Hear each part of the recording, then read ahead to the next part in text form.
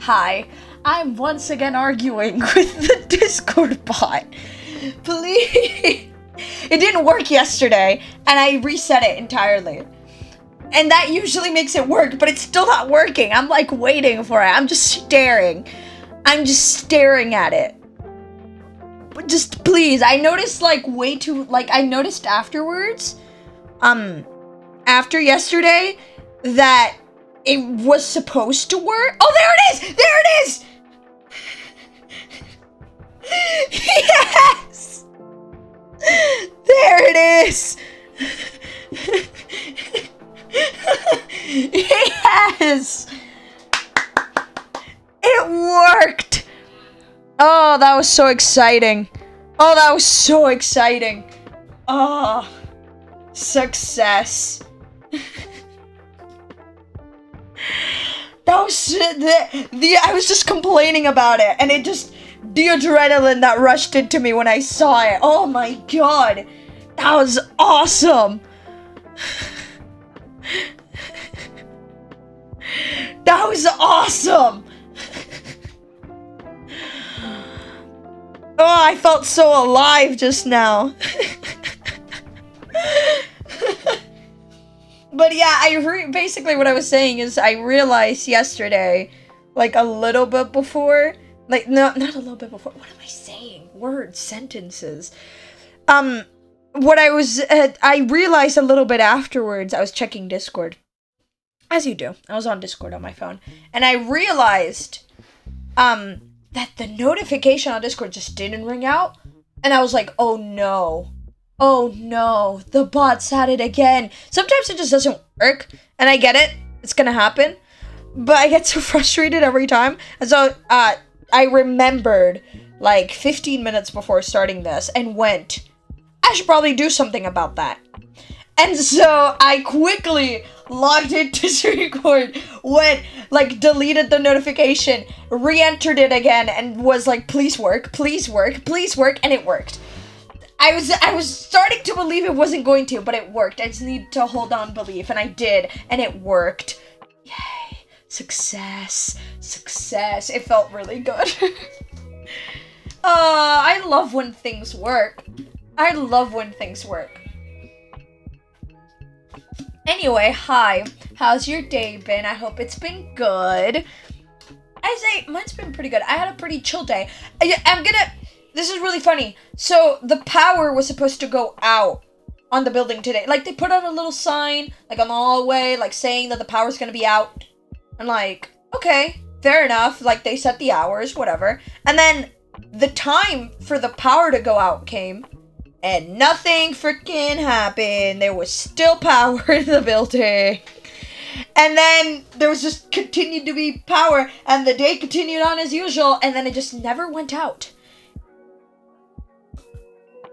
So, I don't know, and then I even double checked, like, did I get the date wrong? Like, did I misread it? No. So, I'm not sure what happened, but something did, apparently. I hope that whatever they were going to do, I don't know what they were going to do, but whatever they were going to do, I hope it worked out. It was so amazing. We played Mario Kart in class. That is awesome.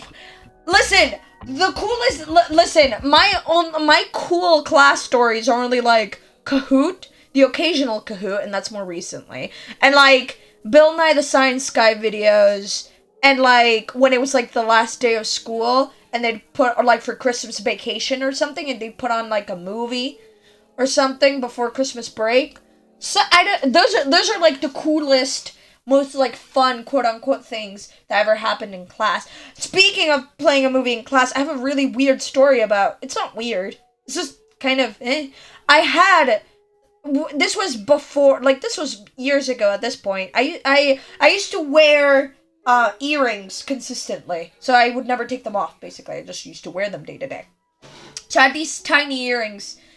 You know, they're not hanging earrings, they're just the little, like, studding earrings. I can't remember what shape they were. They were like a shape. I can't remember what they were. I don't know. I can't even guess. I can't remember. But I had these earrings, and during class movie thing, my ear, like, behind my ear started, like, itching, because I have itchy skin, because I have dry skin, I have atopic skin, so I itched behind my ear, and I accidentally notched off my earring, and it fell to the floor, and I never found it again. I looked for it while the movie was on, until I was told to sit down, and then once it was over, I looked for it again, and I couldn't find it, and I lost the earring that day. Never saw it again. Have no idea where it went. I swear it fell straight down to the floor. It was not straight down in the floor when I looked. No idea. I lost it. But I guess it doesn't matter that much anymore, considering I can't even remember what the shape of the earring was. So I guess it's all fine. But I just remember that happening. Just it vaguely happening in my head. I don't know why that was the first, like, story that came into my head when I thought about seeing a movie in class. Just came to me, and I was like, okay, I'm explaining that now because I'm gonna relive this moment in my life. And so I did. And we went to McDonald's. Ooh. I had KFC today. So not McDonald's, but I had fast food today, which I usually, like, don't. So it's kind of like a, not like a special thing, but it's like a thing when it happens. It's like, oh, different. We're like going out. So yeah, that happened. That's like the one, like, really highlight thing that happened today. And the power thing story. Hey yo. I said hey yo like a moment before because, again, I see them on my activity feed a moment before it sounds, but thanks for the follow. I see them like a split second before on the activity feed, before like the like sound shows up on stream and the like little animation shows up. So that's why I always answer like a little bit before. That's why I react just a few seconds before. It's like I try to hold off on my reaction and I never can, because I just see it pop up in my peripheral vision and I just immediately react. Like, I can't hold off. I just I see movement on my screen, or just in general, just in my room in general. If I were to see movement, my eyes immediately shut off in that direction and I just react. I just can't stop myself. It just happens. So yeah, that's why I react just like a second, like a split second before it actually happens. I just like react and then it happens. But you know, it's fine. Who cares? It's whatever's. Anyway, I don't even remember what I was on about anymore. Never mind. Change the subject. It doesn't matter what I was on about anymore. So, with the new wallpaper thingy on phones and the fact that I have 2 monitors and I realized that I could put 2 different wallpapers on each one, and I'm kind of sick and tired of the pretty mountains. Listen, pretty mountains look great and all, but listen, I don't want the pretty mountains. I don't want pretty mountains. Listen, they look great, but they're just not for me. I don't want pretty mountains on my monitors. And I want more wallpaper ideas for my phone. So if anyone just at all has any type of wallpaper ideas, I'm down. I was also thinking about maybe drawing something and then using it as a wallpaper, but I just don't know what to do. I'm so conflicted. I realized I could switch the wallpapers and stop just looking at the pretty mountains. And then I'm gonna do that, and then I stared at the switch wallpaper thing and was like, I don't know what to use. And so I just didn't do anything, and it's still pretty mountains. It is still pretty mountains. And I'm not sure what to do with it. I have nothing against the pretty mountains. It's just... They look nice enough, I suppose, but I think I could have a more cool, or not cool, but more something that I would actually like instead of just average mountains. Just mountains. Don't even know where these are from. When I loaded up after my tech blues from, that was a long time ago now. I remember it being the most important thing in my life at that point. I was so sad after losing all the data in the computer. And now it's like, I've gotten over it really fast. Well, not really fast, but now I'm like completely over it. It's like I'm no longer like sad about it whatsoever. Progress. Wow. So after that happened and I reset everything, this pretty mountains is just what stayed. Like, it was just a default. And so I just kept it.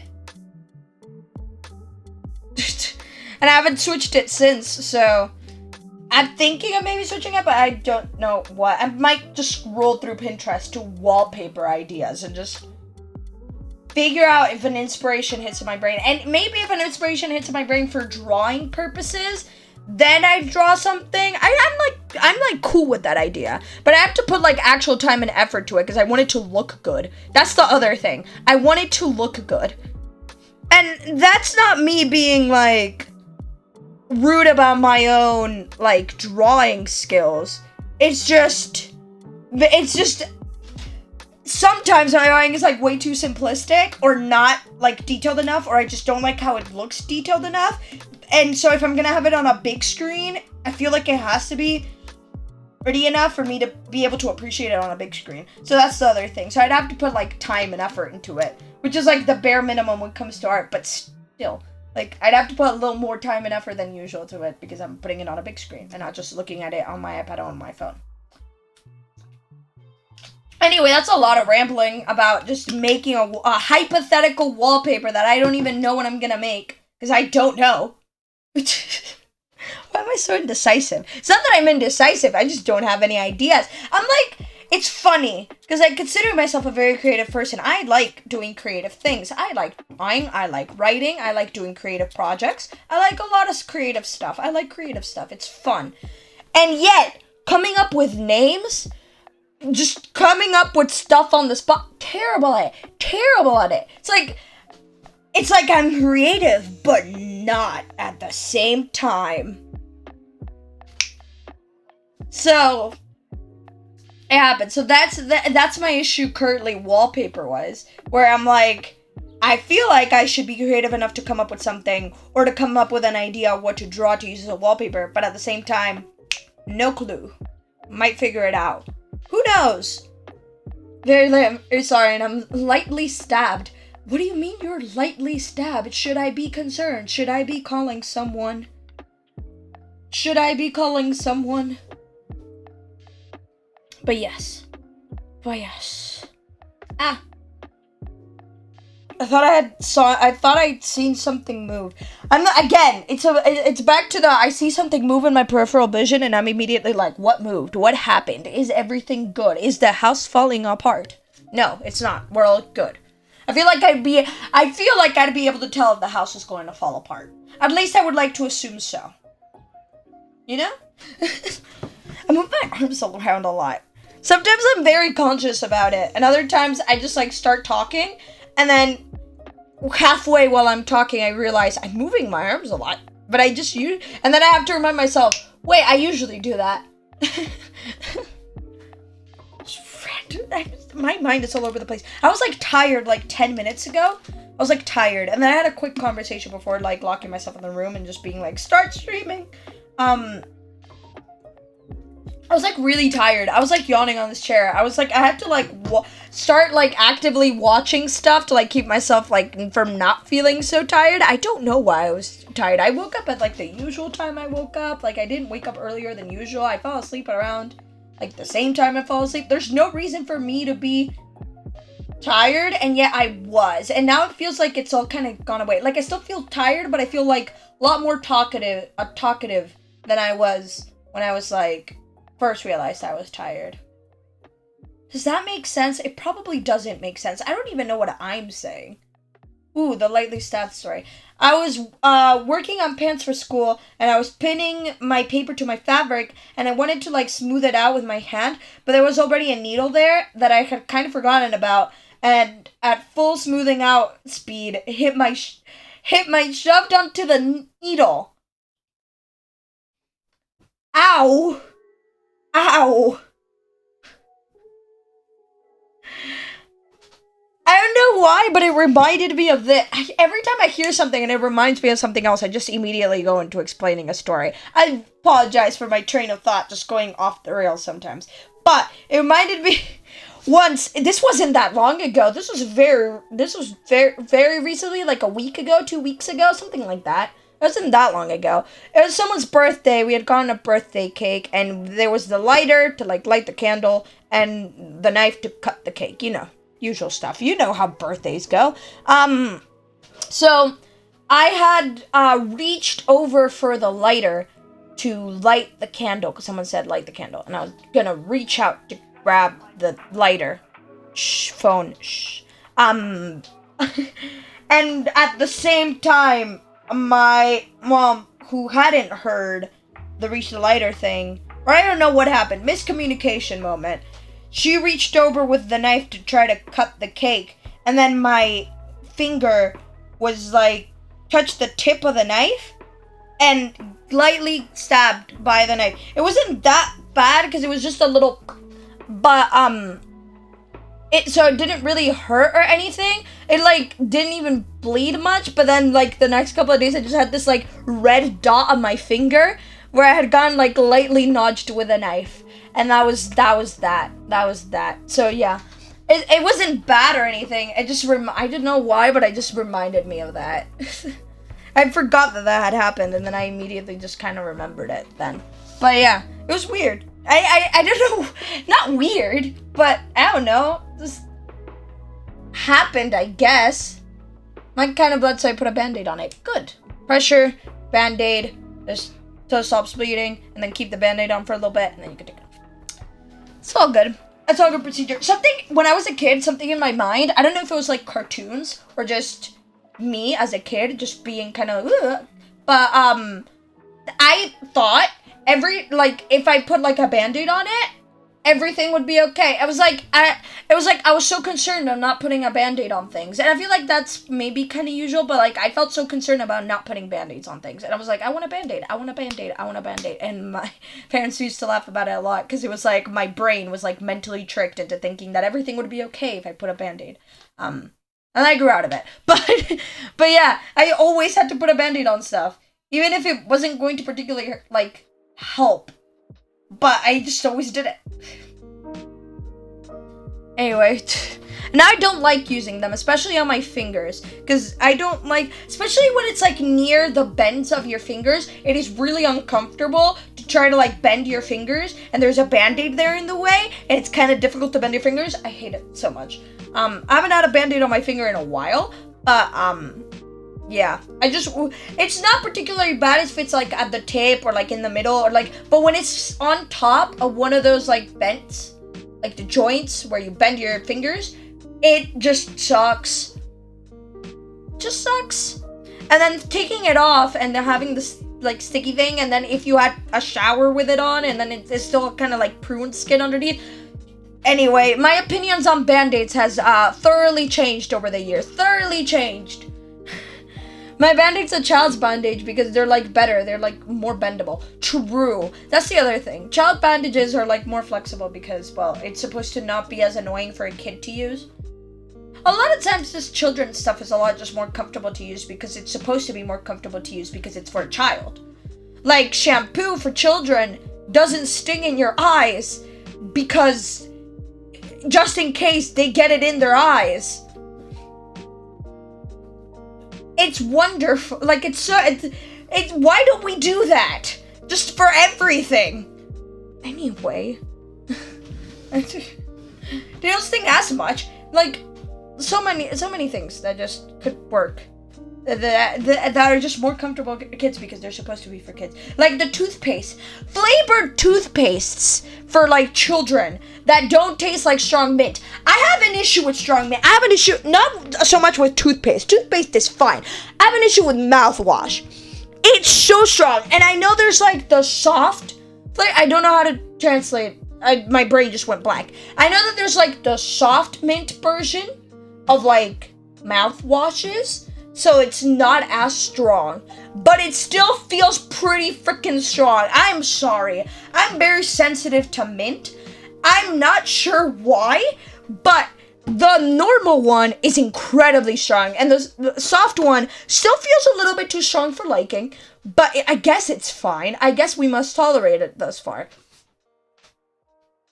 Why? I get it's supposed to keep like this minty fresh effect, not fresh effect. And, like, something about the association with mint and freshness, like mint and clean, in your brain, you're just, you have that, like, I forgot the word for it. I'm forgetting a lot of words. I've studied language. I should know this. I know what I'm talking about. Like, the connotations, for mint being like fresh and like clean, so that kind of helps in more cases because, like, you know how people take a mint and they make their breath smell better, and like that's why like toothpaste is mint, blah blah blah blah blah. The connotations in your brain are like mint equal clean equal fresh equal nice smell. Okay, fair enough. But why make it so strong? It's so frustrated over this. Finally, last thing I'll actually talk about before actually getting onto the game. And this is not complaining. You'll be shocked. I'm not gonna complain. This is actually just, I've been playing a lot of Beatstar. I downloaded Beatstar a while ago now. I've been playing a lot of Beatstar. I've been having way too much fun with it. Now I'm officially good enough to get the songs to like perfect, and it's very satisfying. I have how many songs on Diamond? Sorry, I just need to talk about Beatstar for a second. Not sponsored by Beatstar, just what I'm currently playing. I just downloaded it a while ago, then kind of forgot about it, that I had downloaded it, and then I kind of remembered I had downloaded it again, and then I just started playing it more. Ooh, I unlocked a new song. Cool. So I kind of forgot about it, and then I remembered it again and started playing it again, and then now I'm really into it, and now I'm having a lot of fun with it. And now I have 84 songs, 20 of them are in Diamond, which is kind of cool. Beatstar's fun. I enjoy it. It's pretty cool. And yeah. I'm having fun with it. I'm having fun with it a lot. I unlocked a new song, which I don't know. For some reason, Don't You Worry by the Black Eyed Peas is the one that I have the, like, strongest score on. Don't know why that is. I got it on Diamond today, and apparently I just did really well on it. But yeah, I've been having fun on it. I've been having fun with it. It's fun.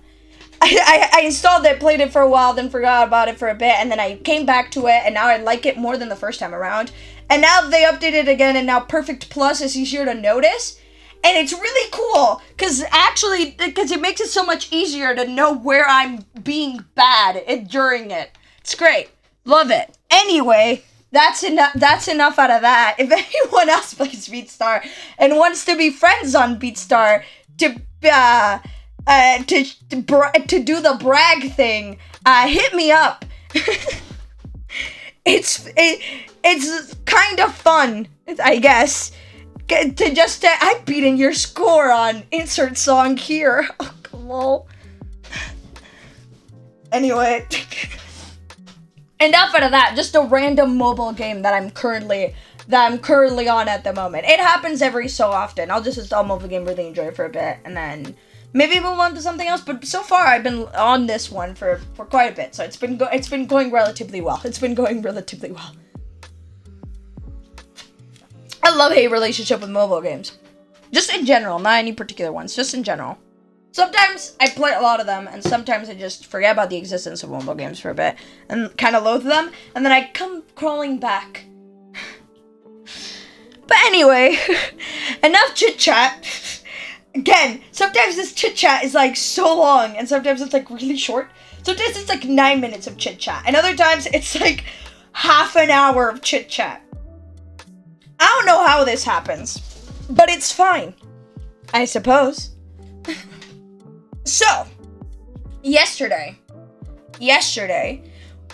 we finished all the Step 2 stuff. The only mobile games I have is Sudoku and Solitaire. I'm an old man. Listen, I would make fun, but I can't, because I also have Sudoku and Solitaire installed on my phone too. Listen, playing late night solitaire is so fun. Just playing solitaire on my phone, just a couple rounds of solitaire is so incredibly fun. I have the specific solitaire game I have Age of Solitaire installed because it built a little town while you level up your town. I'm on the Halloween town now. Let me get my daily bonus. It built a little town, and I'm on Halloween age. I've done relaxation age, done industrial age, middle age, stone age. And they're so cute. And they look really nice. The next one's global age. And then there's a Christmas age, which I'm excited about. So So I like playing solitaire. Can't even make fun of it, because me too. And I also have Sudoku installed. I like Sudokus. I tend to go for solitaire more often because I'm better at solitaire than Sudoku. Sudoku, I have to put more thought into it. If I just want to play fast paced stuff, because I usually find solitaire a little bit more fast paced than Sudoku, because Sudoku I have to put a lot of brain thought into it. I still enjoy it very much so, but I struggle more with it. So when I am gonna sit down, especially if I'm listening to music, don't have anything else to do, I'll probably sit down do Sudoku, not solitaire, do Sudoku, because I just sit down, focus on it, actually have it fun, and I actually have fun with it. I'm taking my time and doing stuff, and it's fun. I like Sudoku as well. I like Sudoku too. So yeah, I do have both a solitaire app and a Sudoku app on my phone as well. So that's. So me too. So yes, I can play BeatStar and I can switch between mobile games every so often. But no, me too be having the old man vibes. It's fine. It's part of it. All I'm missing is a word search or something. I also, because I don't know how to play chess, or I'm very bad at chess, I recently installed a really bad chess app where it's just non-ruled chess, so you get whatever random pieces, and I'm slowly trying to figure it out. I'm still very bad at it. I was this is gonna be better than actually trying to learn chess. I might have a little bit more fun with it because it's a little bit more chaotic. So I'm gonna I might ease into it. So it's like, especially when like it tells you at the beginning, forget everything you know, and I'm like, perfect. So I can suck, and it's like a good environment to be terrible. So I'm slowly getting into it. I'm slowly trying to figure it out. I won a couple. I usually lose, but I've won a couple, and again, I have to put a lot of thought into it. I'm just staring at my screen like, what do I do? I'm just sitting there holding my phone with one hand and just being like, very intensely at my screen for a while before I actually make a move. But yeah, those are my mobile game like experiences. It's fun. I enjoy it every so often. It is fun. Being able to just do something on your phone just in case you don't have anything else around, it's pretty good in general. So even having something like a Sudoku or like a Solitaire, like just a random little like casual mobile game, it's good to have just in case, you know, the only thing you have on you is like your phone or something, and you need to do something to pass the time. And you've already like doom scrolled through Twitter like 5 million times, and you can't do that again. Anyway, mobile games aside, which I do enjoy, and I am planning to do the little random mobile game stream again because it was really fun the first time, and I kind of want to do it again. And I found a couple more that look weird but exciting, and then I also have the tweet where you guys suggested a few. So I'll install those and probably do that because I want to do that again. Mobile games are a cultural phenomenon of their own. Just wow. You can find anything there. So yesterday, the day before today, we did these two. We finished these two. I'm just casually, yeah, you can see it. Good. The first thought in my head is it visible? It is. So yesterday we did these two, finishing all the moment selects from step 2, which is exciting. Feelings on Sorry I Sighed. Still not over it. Anyway, which means exciting time is here because it's the end of summer bit, and then we get the start of summer bit for step 3. So probably goal is to get through both of those today, and then we'll see how much time has passed, and then after that we'll see if we start with a moment from step 3 or if we wait until that. So we'll see. Again, go with the flow kind of situation. We'll see how much time has passed, we see how it's going, we see what mood we're in, and we see if we continue or not. Yes, good. Onwards. Yes, I'm so sure.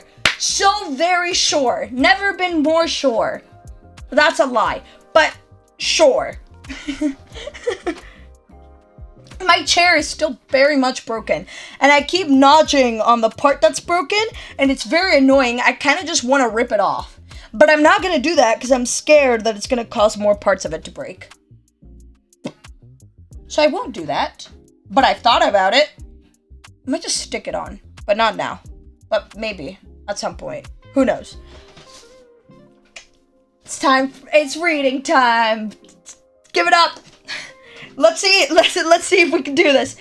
There was no denying it. Today was the very last day of summer. Tomorrow, you were heading to class.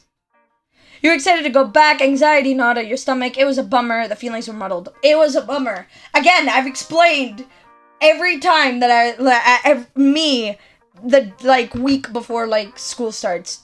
I'm very dramatic in just general, but I've explained it a couple of times. But yeah. Summer had been so much fun. When you thought about going back to school, it was with a sense of loss.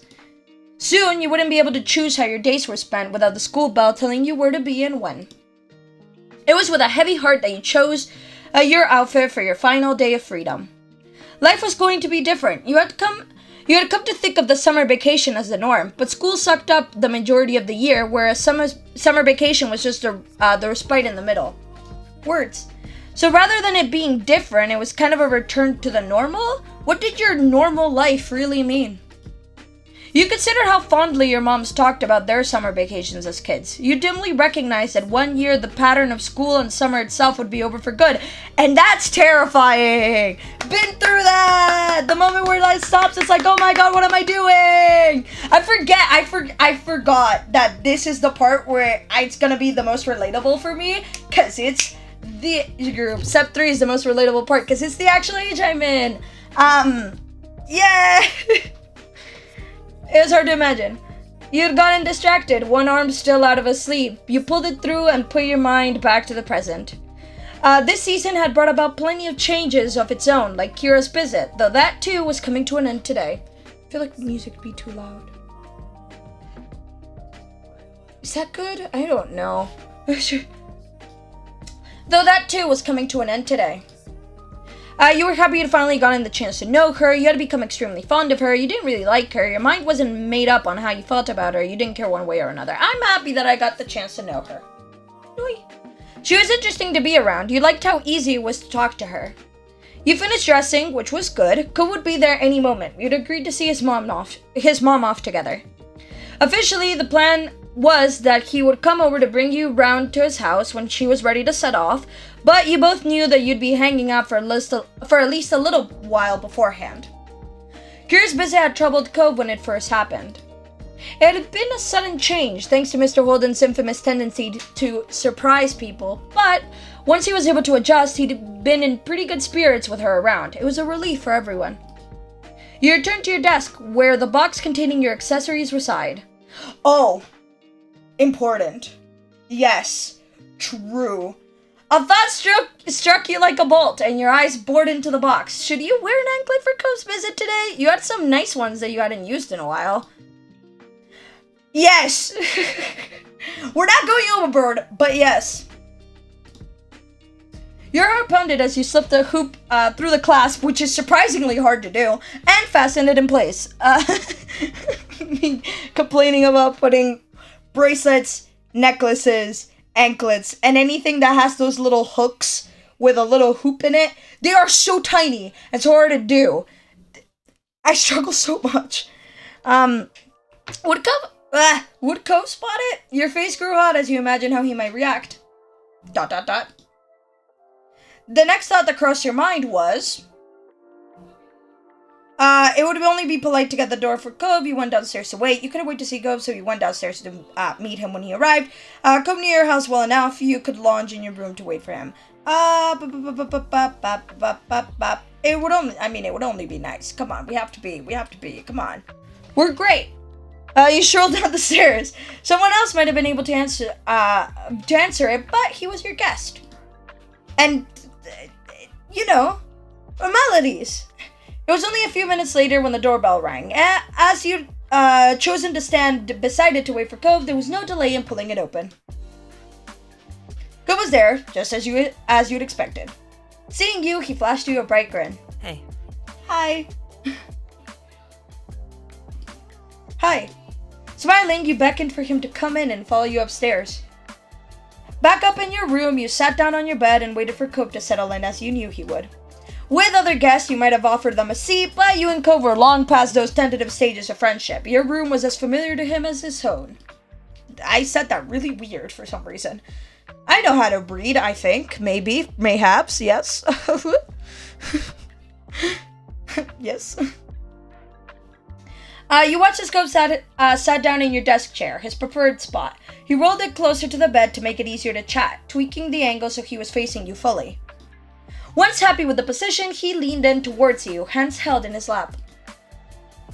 His actions weren't the ones of someone who planned on moving from his spot anytime soon, even though you had an appointment to keep together that day. When is your mom leaving? Don't worry about it. We got some time. She still got a shower and stuff before she goes. She didn't want me to just keep hanging around while she was doing that. He lifted his head, his gaze drifting out through the window, and chuckled.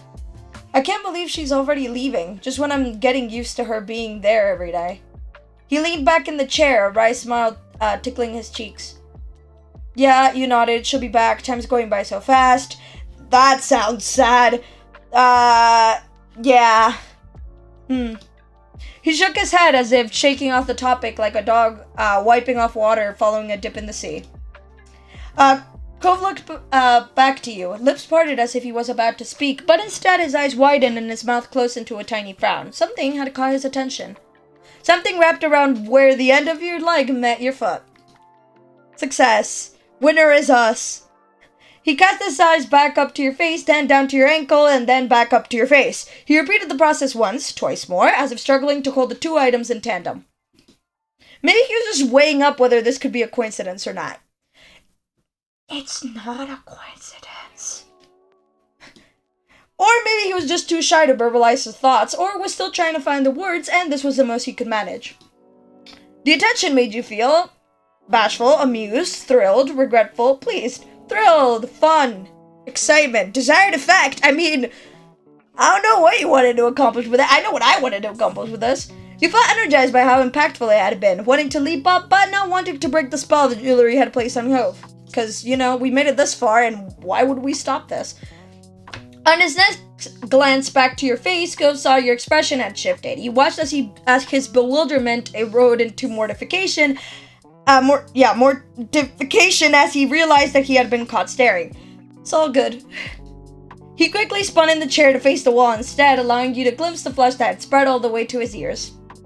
He twisted in his seat, wriggling his hands and determinedly avoiding looking in your direction again. It seemed that he decided against saying anything at all. Does it look good? You stayed quiet to yourself. Sorry. What's the problem, Gove, is the most, stoic question. But, oh my god, you could just ask. Or say sorry, which fair enough, but...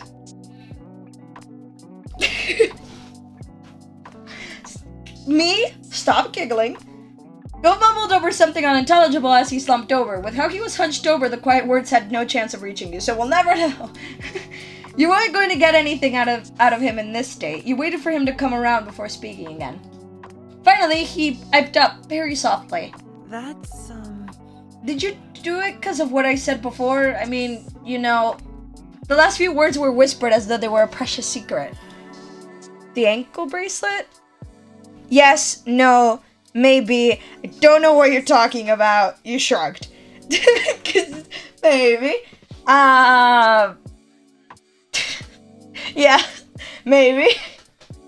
His eyes squeezed shut. You had no idea if the answer made him feel better or more nervous. Who knows? He eventually looked down at his lap where his fingers were flexing and curling in an awkward dance of nerves. His chest rose as he breathed deep. Vibes. Well, it looks good on you. Your heart skittered in your chest like a stone skipping across water. One big leap from the unexpected compliment, followed by a series of shorter ones as you absorbed the words. Wholesome. You beamed at him. He was looking at you again, at last, and returned the smile shyly. This really couldn't have worked out better, you thought. Oh, yes! Success! Winner is us! And there was nothing else he could add after that. The conversation lapsed into another comfortable lull. Gove swung his feet underneath the seat of the chair, eyes resting on you. Having him over here was so nice. No matter how you spent the time, you always felt better for being in his company. You couldn't help but adore him, both as a friend and in a way that plucked at your heart, a big yearning for more. Maybe it was because summer was almost over that your feelings were rushing in on you now, like high tide at the end of a long day. Summer was such a meaningful time for the two of you. Not only because it was when you first met, but because it was a season that you could spend almost entirely as you pleased, and you both chose to spend it together. Wholesome. You wanted to let Gove know how much you liked him. You didn't know completely what you thought. You were too scared to let him know. You weren't ready to... Yes. Because I'm pretty sure I can at this point, if my memory serves me right. Now's the time. You couldn't go another day with expressing these feelings you held. You spoke the words of affection. You confessed kissing him. You asked if you could kiss him. I kind of want to see all of these, but...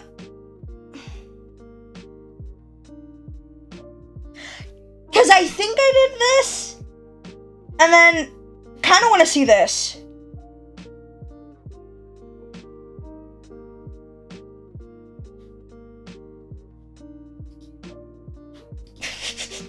No, don't mind me.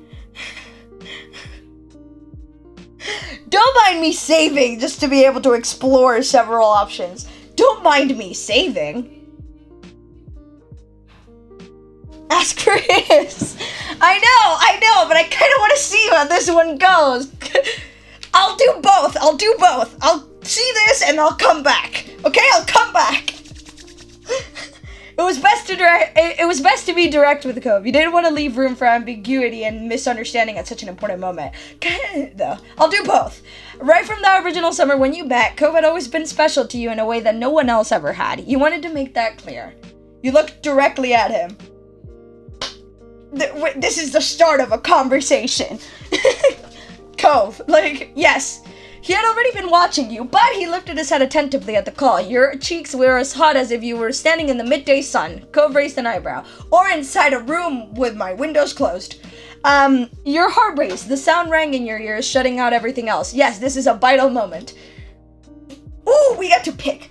I'm gushing on me and I feel the same way about you. Not doing that one. I like you. Oh, I really, really like you. I have a crush on you. You're the best. You're pretty and wonderful and the best person I know. I like you so much. It was just too difficult to get the words out, no matter how much you wanted to. I'm going middle option, probably. Direct.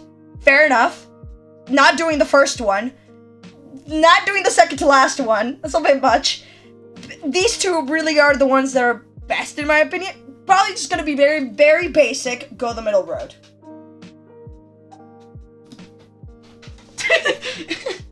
Go froze in his seat, the only motion coming from his widening eyes.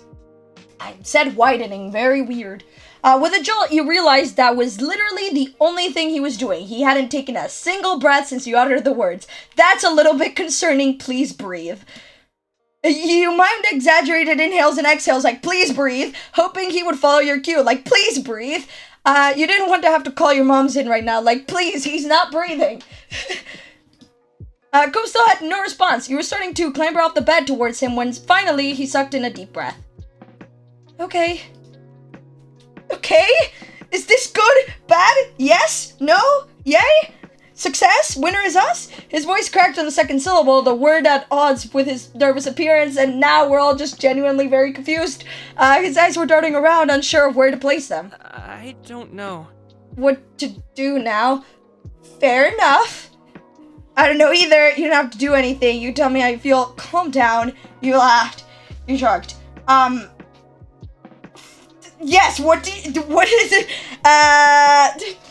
Me too, IRL buffering. You don't have to do anything? He should also calm down. But, no, I also don't know what to do. But you should also calm down. Please breathe. And also, he doesn't technically have to do anything. He could also do this.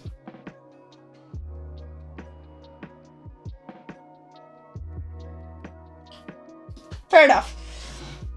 You had no plan of action beyond getting the words out. I mean, step one was as far as we thought through this, so, yes. We can figure it out. Can we? Cove danced, his breathing short and quick. His hands were gripping his knees tightly like a bird's claws around a branch in a gale, desperately clinging onto safety and stability. Yeah, thank you for that. Before. You couldn't help but crack a slight smile at his sudden formalness. He could tell it was ridiculous, too. Sorry. Sorry for being weird. It's just, I kind of thought or hoped that sometime something like this might happen, with us talking about liking each other. You did? You were thinking about it before? He nodded ever so slightly. Your face fell a lot hotter after that. Cove brightened a little at your positive reaction, and his explanation continued.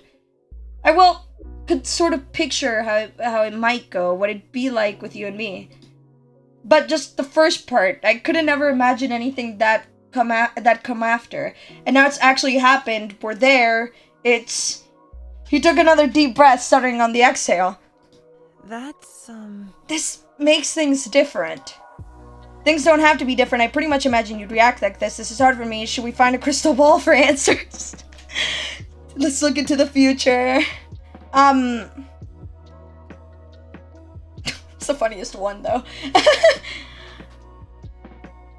It doesn't, but at the same time, it kind of will be, but it doesn't fully have to be. But I get it. So yeah, sympathize, I guess. Empathize. He gave you a one smile. Thanks, but I don't think that'll work. I just can't just, yes, words, phrase, yes. I can't just forget. I definitely can't. His breathing started to level out once again, slowing to a usual steady rhythm. He closed his eyes, drawing himself up as he exhaled deeply. Each word he spoke next was delicate. Ace. I like you too. A lot. Probably way too much. He ducked his head bashfully and opened an eye, peeking at you through the hair that had fallen over his face like a veil. He'd manage a smile. Thanks for waiting for me. My heart. So wholesome. I can't. His eyes sparkled just looking at you, his affection transparently clear. He never could hide what he was feeling, and you couldn't be more grateful for that today. You smiled at him, you hugged him, you went to kiss him, you breathed a sigh of relief, you felt very shy, you had to laugh. The yes, the let's go, yes, celebration in chat is very accurate. I didn't know he could say your name with his voice. There is a voiced name DLC that is free, and it includes a bunch of names, and if your name is there, you can pick it, and then he says it every so often. It happens every so often. And it catches me off guard a lot. It's a free DLC and it has a bunch of names on it, and then if it's there, you pick it, and then it's the name he says out loud every so often. It's nice. It catches me off guard every time.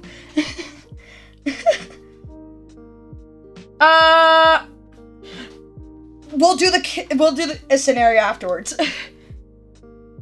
You got up, closing the short distance between you and Cove and wrapping your arms around him. Startled, Cove flinched just as the groaning chair rolled back across the floor. He looked down to meet your eyes and giggled nervously. The result of your impulsive action was that Cove was confined to the computer chair. Despite that, he did his best to wind his arms around you in return. It was a little awkward, but even with the benefit of hindsight, you wouldn't have changed a thing. The strength of your feelings had demanded immediate action. It felt so nice to hold each other that way, now that everything was out in the open. Finally, you let one another go. As you straightened up, Cove rose and stood opposite you. Cove then pressed a hand to his creased forehead. Oh my god. Does this mean I'm your boyfriend or something now? Should we tell our parents? I don't know what dad or mom would do. There was a lot of concerns in there. You honed in on the simplest. There was no way your moms would let you have a boyfriend, even though that word juxtaposed with Cove's name made your heart race. Mine neither. It's not fair. I wish we were older. It's okay. It doesn't matter, though. We like each other, and that's what's important. You know what to say. I agree with this. Listen, we don't have to put a label on anything if we don't want to. Nothing anybody else thought about your relationship changed what it was between the two of you.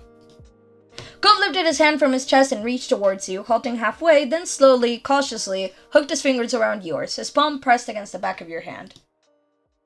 You let him hold it. Of course. Why would I do the other thing? His thumb slipped into the crook of your palm. He squeezed your hand gently.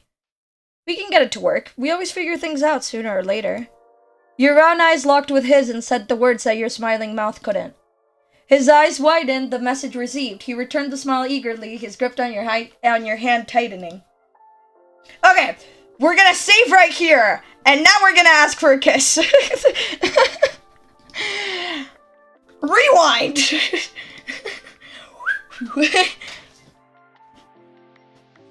Rewind! Rewind! Now we're gonna do the other thing. Rewind! Kiss time! Smooch! Smooch aggro goes to... I didn't know you could do this! Wait, it works like that? I'm so excited about that! Could we... kiss? Ghost's eyebrows shut up fast enough that they could have flown off his face. As a match, his mouth might have dropped off his head for how much it fell open. I didn't know that could work. That's cool. That is really cool. I did not know you could do that. That's awesome. What? Why? He clapped his hand over his mouth, his eyebrows lowered, but expression no less terrified. Oh no, I didn't mean, that's not how I meant it. It's not a bad idea or something, but why just say that right now? Because I want to right now. I don't know. I don't want to wait any longer. Why not? You couldn't answer. Drama. Cove's chest began to rise and fall visibly as he swallowed. Ow, I hit my hand on the desk. Cove's chest began to rise and fall visibly as he swallowed short breaths in quick succession. Sorry. Sorry for being weird. It's just, I kind of thought or hoped that sometime something like this might happen with us talking about liking each other. Okay, it's the same line from before. You did? You were thinking about it before? He nodded ever so slightly. Your face felt a lot hotter after that. Cove brightened a little at your positive reaction, and his explanation continued. This is the same line as before. Could sort of picture how it might go, what it'd be like with you and me. But just the first part, I couldn't ever imagine anything that'd come after, and now that it's actually happened, we're there, it's... He took another deep breath, starting on the exhale. That's, This makes things different. Things that have to be different. Pretty much imagine you reacting like this. This is, for me, I kind of want to see the crystal ball one. Now that we're here, we just might as well experiment. I don't think we'd see anything. There isn't anything for us in the future? That isn't what I meant. It's just, they can't really show the future. They're just glass. You were happy to see him being livelier. Finally, Cove drew in a breath deeper than you would have thought his lungs could hold. They must have managed somehow, however, because he held it in without so much as a puff exhaled. That would have made sense if he had been about to dive underwater, but sitting in the middle of your room, it was an odd and concerning choice. Cove, are you alright? He didn't respond, sitting as rigidly as a statue. You were about to get up, or at least nudge the chair with your foot, when he let out a breath and took another. This one, while deep, wasn't quite as dramatic. Okay. His voice cracked on the word, the O squeaking out, followed by a dip on the second syllable. You perked up, straightening up in your seat.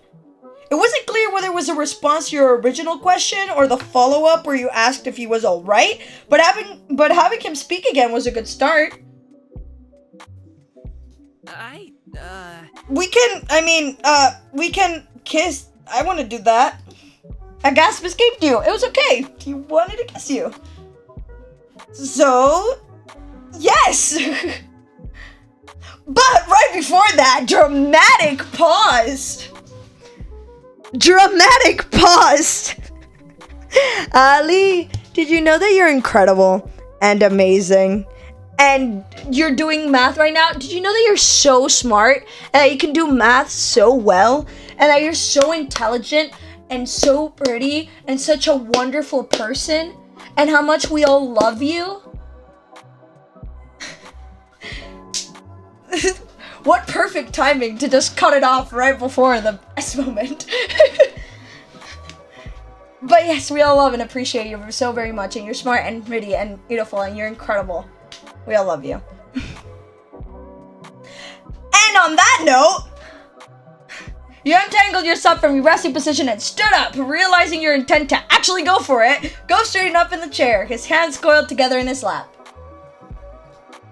As you moved towards him, you noticed his knees knocking together as he trembled. His decision not to rise from the chair made perfect sense. If he was that shaky while sitting down, there was no way he'd manage to stand without at least one of you falling over. Your legs brushed against his quivering ones as you came to a stop in front of him. Cove was staring up at you now. As you leaned in towards him, he echoed the motion and drew in towards you. Once you were close enough to feel Cove's breath on your face, you closed your eyes. The last thing you saw was Cove quickly doing the same. Kiss! Two relationships forming right now, one in chat, one on stream. Yes! So much love. There is so much love around us right now. It's so beautiful. Your lips met with Cove's for a moment. His lips were pressed tightly together, unyielding, but it was alright. You were kissing him, and he was kissing you. Your stomach somersaulted. You couldn't believe it was really happening. In that moment, it felt warm, then it felt nice, and it felt right. You drew back, and Cove slipped down into the chair, the knuckles of his hands pale after gripping so tightly. Thinking that he could do with some space to breathe, figuratively and literally, you took a step back. Cove shut up, his stance rigid. Cove plastered a hand over his mouth, his eyes shut tight. His back then became out, shrinking him down. You could only just make out the few words he had managed to summon. Oh my god, oh my god. Me just leaning back in my chair and freaking out. This is adorable. Can't believe we actually... His eyes flew open wide, but he didn't look your way, let alone meet your gaze. Oh my god. We kissed. You were full of nerves. His reaction was really cute. It really is. You thought his bluster was funny. It worried you that he was so frantic. His reaction is very cute, but oh my god. Blinking, you tried to process what had happened. You laid a hand on your cheek, half wondering about pinching yourself to check this wasn't a dream. You found your skin as hot as a car door at noon on a summer's day. Kavonli slammed his eyes closed once more. Did you like it? Was that bad? It was nice, wasn't it? Oh, it's okay. Did I do something wrong? It's okay. We're good. He was still holding the hand to his face, but in an attempt to answer, he emitted a muffled whimper. With that obviously not working, he uncovered his face at last, bringing the hand to lay against his chest and looked at you. Yeah.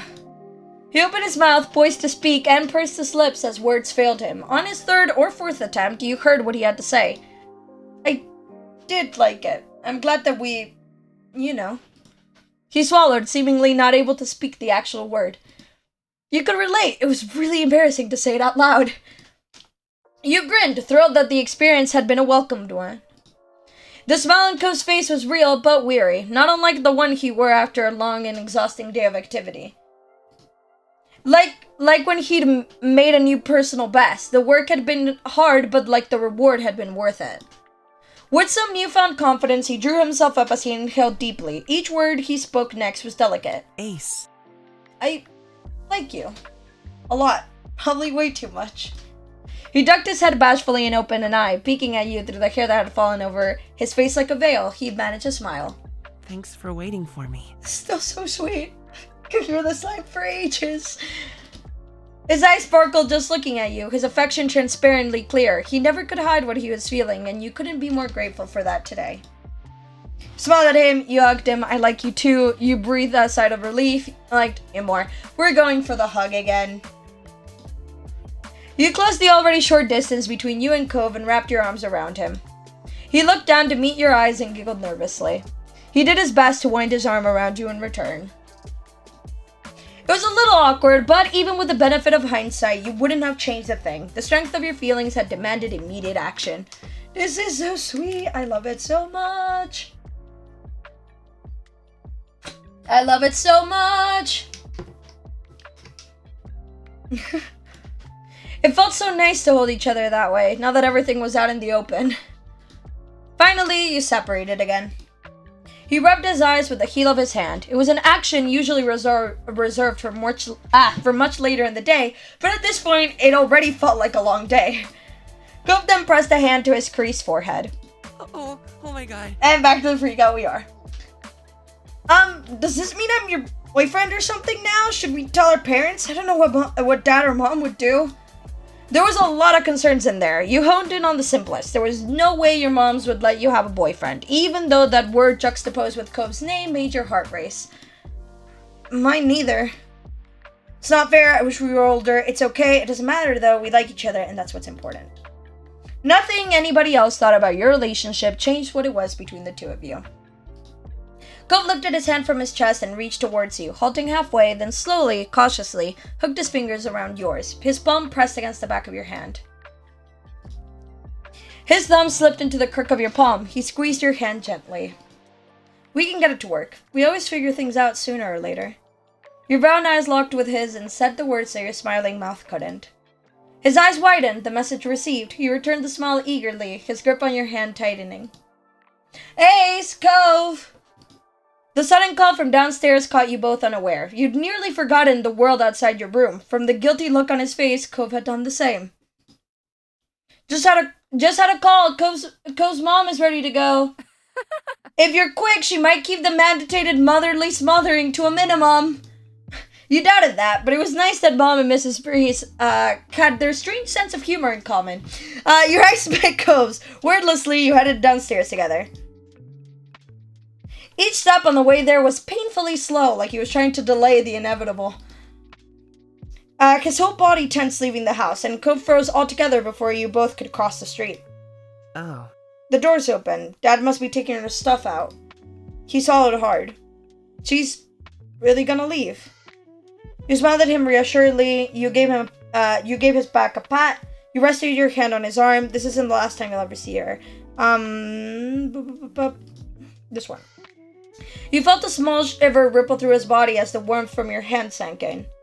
Cove looked at you like he was hoping you had a solution for how he was feeling, and all you could do was give his arm a squeeze for support. At that, some of the conflict wearing on his face eased a bit. Together, you went across the street and inside his house, finding his parents in the living room surrounded by his mom's packed things. Hey kids. Good timing, I just called the taxi. Hi. And hi Ace, so glad I get to see you today. It was fabulous getting to know you this summer. I finally got to put a face to the name I've heard so many times. She winked and Cove pouted on cue over the teasing. I'm really happy I got to meet you too. I hope you had a good time visiting. Bye, you didn't say anything in response. I'm really glad I got to meet you too. Polite. Nice. Sweet. Hopefully it won't be too long before we see each other again. Nodding, Kira turned her attention back to her boys. She patted Cliff on the arm with a warm smile, and then she enveloped Cove in a crushing hug. The mom is pretty. The mom is pretty. Yes. Kira is. Yes. All the characters in this game are just arguably, objectively attractive. Objectively.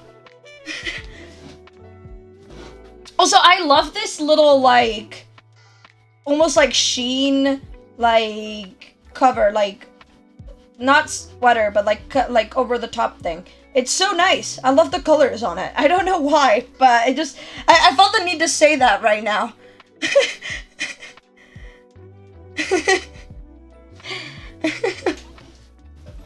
I love that. We need like a parenting simulator. Duh, she looks young, and then can I become Cove's stepdad? Just the three moods right there. Fair enough. All very true. All very yes.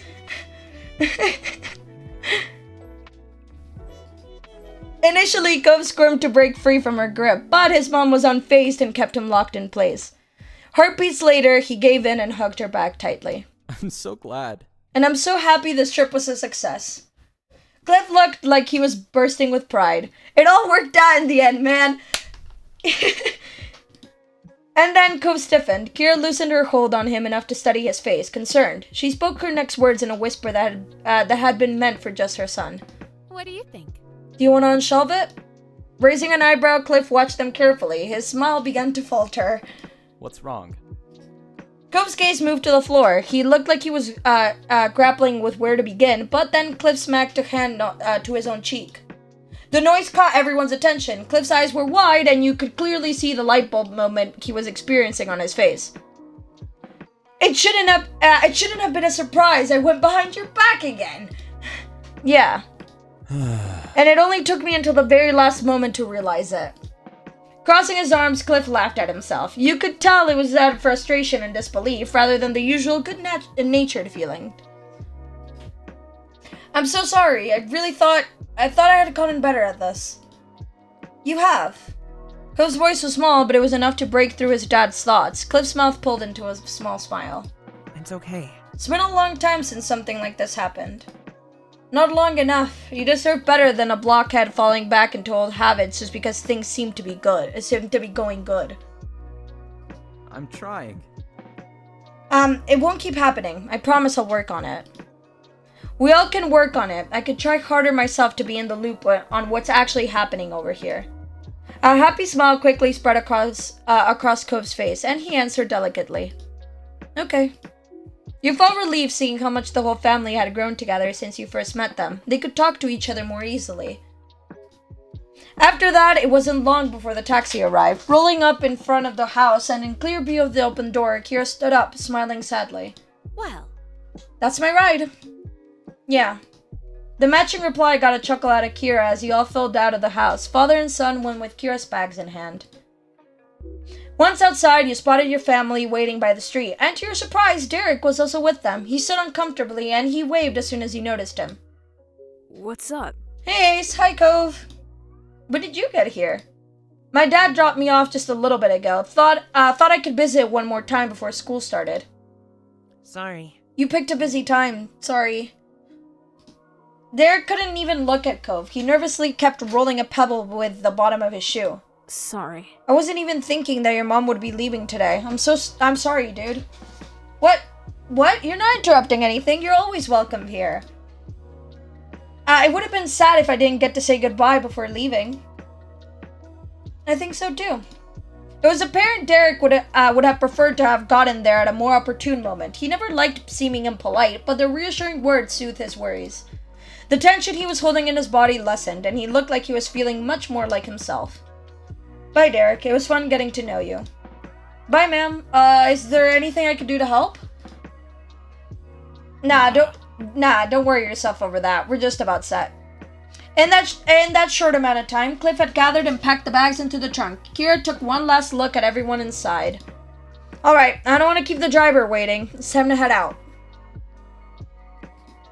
The little crowd that had formed around started their chorus of farewells and well wishes traveling, but Kira still made no move to get into the taxi. She placed her attention on Cove. I'll call when I get to the airport and when I make it to Nevada.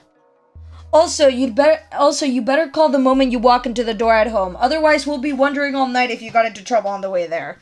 Can do. I could do that.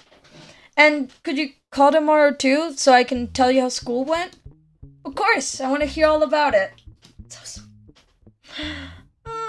Kira put a hand on Cove's head and affectionately ruffled his hair one last time. She then let go, only to move on to squeezing his cheeks in her hands instead. Mom! Cove. I love you so much, baby. She was chuckling by the time she freed him and rounded things off with a small tap to the tip of his nose. Cove rubbed at his face with a grin. Finally, she walked to the car while waving and took her seat in the taxi. Cliff hooked an arm around Cove's shoulder and kept him close as he began to pull away. For a moment, Cove looked up at his dad and then wrapped an arm across his back. Bye. Wholesome. Bye, Mom. Bye, travel safe.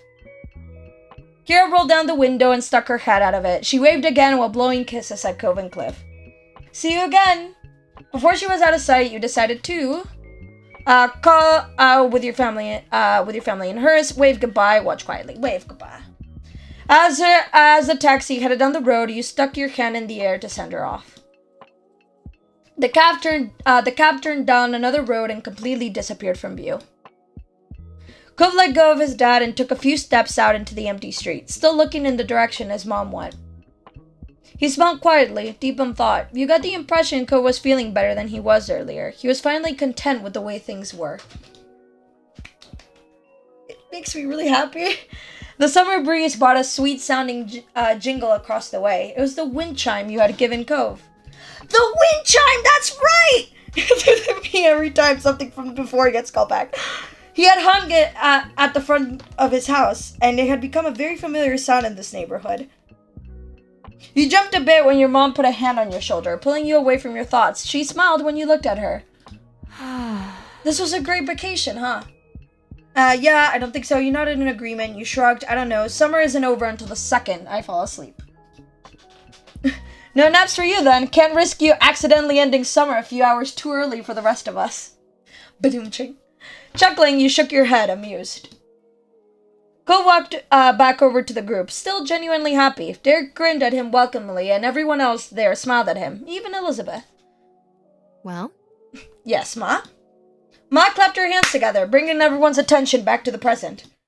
It's almost lunchtime. I think I'll put something special together. Her eyes sparkled with a plan, and Mom smiled. I bet you could use some help with that. That'd be absolutely wonderful. Derek glanced between the two, his eyebrows furrowed. Is there something I could do? Your moms exchanged a fond expression. Ma shook her head. How sweet. That's very sweet, Derek, but it's all right. It's not your job. Technically, your dad left you under Cliff's watch. You're meant to be taken care of by him, not doing chores for the neighbors. Mom laughed a little over her own joke. You watched Derek look away, discouraged. It's okay. I don't mind. He was a little bashful about it. He wondered if Mom's joke had just reminded him that he wasn't initially meant to be invited to lunch. It was getting a little awkward. Mom grinned sympathetically. Her comment was meant to lighten the mood, not bring it back down. Ma tried again to get things moving forward. Why don't you kids go have fun? You all can come back in about an hour. We'll make enough for everyone. Mom nodded in agreement. Sounds good. Another stunning idea, Lanny. Thanks. Thank you. All the chorus of thanks. That sounds like a plan then. I don't want to cramp your style. I've got some stuff to work on, so I can be out of your hair this afternoon. You should come by later too. No reason you should be the odd man out. Mom seemed amused as Cliff rubbed his neck nervously. He grinned a wavering but pleased smile. Thanks very much. I appreciate the invite. He looked over the assembled crowd with knowing glances. I can help too. With as many people as you're feeding, that's gonna be a lot of food. Didn't you hear what we told Derek? It wouldn't be fair to make you cook when we're the ones who are inviting you in. Ma raised an eyebrow when Cliff waved it off. Come on. I insist. Derek would be missing time with his pals. This would be a break for me. I'm quite the chef. Ma and Mom exchanged further glances before Mom shrugged. True. An tight argument. If you're sure, we'll be happy to have you, Chef Cliff. Cliff's grin widened and seemed more hyped than you'd expected him to be about helping with lunch. Cliff shook his head, a fond smile on his face. Then all of us grown-up people will be heading inside. I assume the rest of you kiddos are staying out? Maybe not all of them. Ma tilted her head, a silent question for Elizabeth. Your sister thought for a moment. All right. I'll stay with the kids. That's fantastic. Both your moms smiled at her, while Derek and Cove didn't seem to appreciate her phrasing. But with the plan decided, all three parents waved and headed for your house. It was just you teenagers now. Elizabeth looked at you and the others, a curious expression on her face. So? What now? You silently wondered if Elizabeth only stayed out with you to avoid getting roped into work. Then again, she could just genuinely want to hang out. You couldn't tell with your sister. Cove spoke up after no one else did to answer Elizabeth's question. Want to go down to the shopping street? It's been a while, and I don't think there's a lot of other things we could agree on. Yeah, sure. Awesome. Sounds awesome to me. Unlike you guys, I haven't been there 1,001 times. It's new to me. Let's do it. Okay, if you guys really want to. There's nothing else to do. Let's do it. The beach, which is still so pretty. I'll just comment on how pretty this game is again, because I haven't in a bit. So I'll just comment on it again. It's so pretty. You strolled across the road as a group, down to the beach and then to the left. It took less than 15 minutes to arrive, one of the conveniences of Sunset Bird, one of the conveniences of living in a small beach town. The four of you looked around at the familiar shops, trying to see if anything caught your attention this time. And a sip of water for the road. Derek was the most enthusiastic. He checked out every stall with his eyes wide with wonder. Elizabeth and Cove were in good spirits as well. That's so cool! He ran over to a street magician who was currently doing a card trick for a group of enchanted tourists. Does that sound familiar? Derek clapped when the magician showed a middle-aged man his card. Derek turned back to the group with a curious gleam on his face. What does it take to perform here anyway? Do you have to ask somebody or do you just show up and start doing stuff? Who would you even ask? It's a public street. Hey, Miss Mayor, can I pull a rabbit out of my hat? Please, Flopsy is well behaved, I promise. Derek chuckled, his eyes searching up and down the scene. Maybe there's a boss of the shopping street? No one does any of this around my neighborhood. It's just regular stores behind walls. It's different if someone wants a real store, but here I'm pretty sure people were just putting on their little shows whenever they want and do whatever. That's so neat. Would we be allowed to do something too? Cove laughed and Derek began almost vibrating with excitement. Elizabeth rolled her eyes. What would we do? Well, I don't know what. Not yet. I mean, I just found out it's a possibility, you know? Derek is so enthusiastic. I love it. But there's gotta be something. We know cool stuff. I'm sure if we think about it, we could plan a show that'd really get a crowd pumped.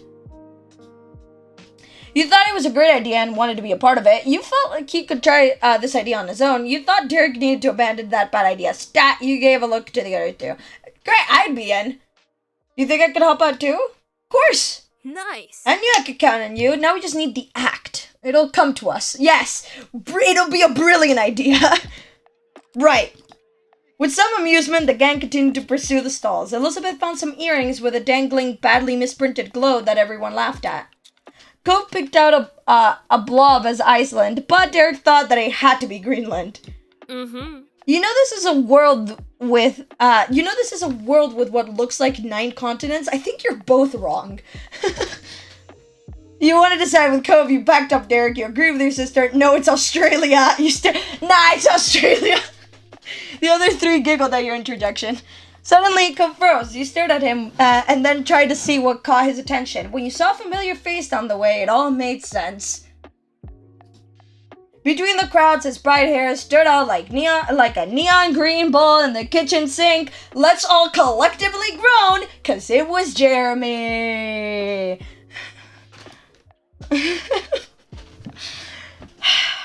Jeremy slowly drifted his eyes down the street, and his eyes widened in mutual recognition. He definitely noticed you. Oh, joy! Derek frowned and Cove tensed up. He couldn't help but remember the last time you'd seen Jeremy at Miranda's birthday party. No wonder Cove was already defensive. Kick the kid! Yeah! We've already punched him. We can kick him too. Violence is always the answer. Ace, you're not ready for the future. Oh no, there's more of him. Oh no, there's more of him, isn't there? Gotta have to, grab some paracetamol for the headaches that we're gonna get induced. You stood there shocked. You glared at Jeremy. You waved at Jeremy. You decided to smile at Jeremy. You looked away. Can we immediately be mean? Listen, I wouldn't do this IRL, but listen, who cares? We've already punched him in the face once, canonically. So it's all good, right? You narrowed your eyes and projected your dislike. Elizabeth raised an eyebrow. Her gaze swept over Jeremy without a hint of a clue. Jeremy simply scoffed to himself and waded deeper into the crowd of people. Derek relaxed and exhaled loudly. No, I can't assault him anymore. Damn. No! Shucks. Derek relaxed and exhaled loudly. I'm glad he's not gonna start anything. He peeked over at Elizabeth with a tiny smirk. See? That was the mean kid. What? Huh? She still didn't get it. The first summer day hadn't been nearly as much as made nearly as much as an impression on her as it did for Derek, but he smiled and waved it off. Just forget about him. I already have. He laughed and Cove smiled lightly. He seemed in a much better mood now that Jeremy was gone. Your eyes wandered over to where Jeremy disappeared. You hadn't forgotten the day you met him either. He was only going to be in town for vacation with the parents he hated. That glimpse was probably the last time you would ever see him. Or maybe not. I guess we'll know. You mentioned that realization to everyone. You kept the thought to yourself. You broke from the group and went after punch him in the face. No, I'm kidding.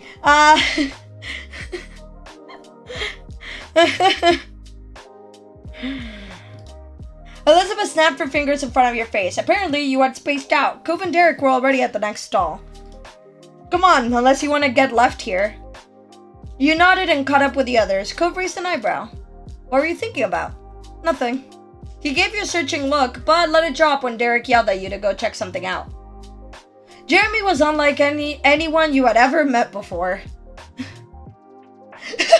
Also, he gets cooler looking. Please don't make the annoying kid handsome. I'm gonna be so mad if he's hot. I'm gonna be so mad. I'm gonna be so mad if he's hot in step 3. I'll throw myself out the window. I don't know what I'll do if he's attractive in step 3. I don't know what I'll do.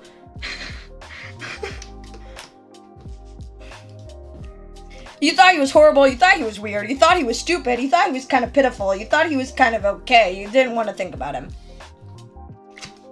Honestly, yeah. You and the group moved on to the stall and from Jeremy. Yeah, please no. It didn't take long for everyone to return to the joking. You all enjoyed what little time you had left. As Elizabeth mentioned, the hour was almost up. No, step 3 him is not that hot and also kind of young. Okay, Fair enough. Fair enough. Good.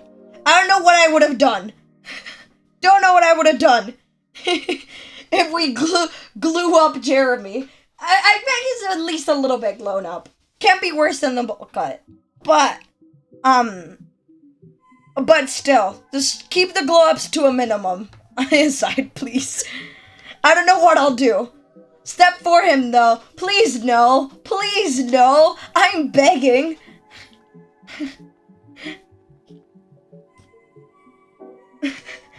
The little trip had flown by and lunch must have been waiting for you now. Derek bounced up on the balls of his feet. Okay.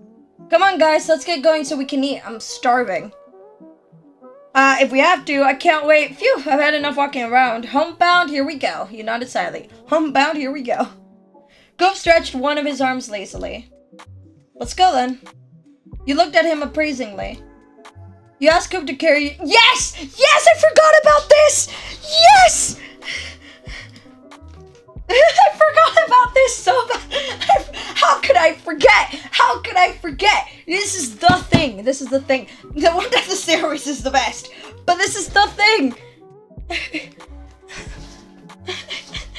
How could my brain forget? Hey, Cove? Yeah? I wanted to ask you something. Could you carry me home? What? Cove turned red, obviously flustered. You explained you wanted a piggyback ride, you didn't want to walk back, you told him it was a special occasion, you decided to let it go. Just be direct. Kinda wanted a piggyback ride from somebody, I hope that's okay. Cove sighed and shook his head. Elizabeth and Derek became a chorus of laughter. Well, please? Maybe? Alright. Cove stepped over to you. He looked like he couldn't believe that what he was doing. Your lips quirked into a large smile. Thank you, Cove. He carefully crouched down in front of you so that you could climb on. It took a little bit of clambering to get yourself completely up on Cove's back. However, when Cove slipped his arms under your legs and stood up, you felt very secure.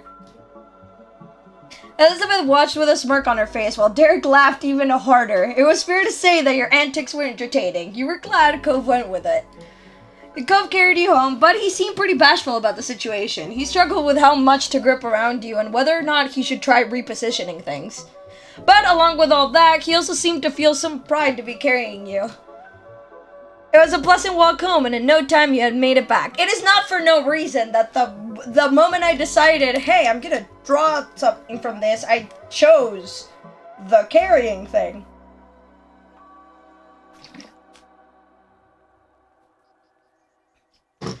The self-comfort drawing goes hard. It was a pleasant walk home, and in no time you had made it back. Derek got to the front door and held it open for everyone as you each stayed inside. The three parents were still in the kitchen. They looked up and waved. Welcome back, everyone. You made it just in time. Hey. I hope you're hungry.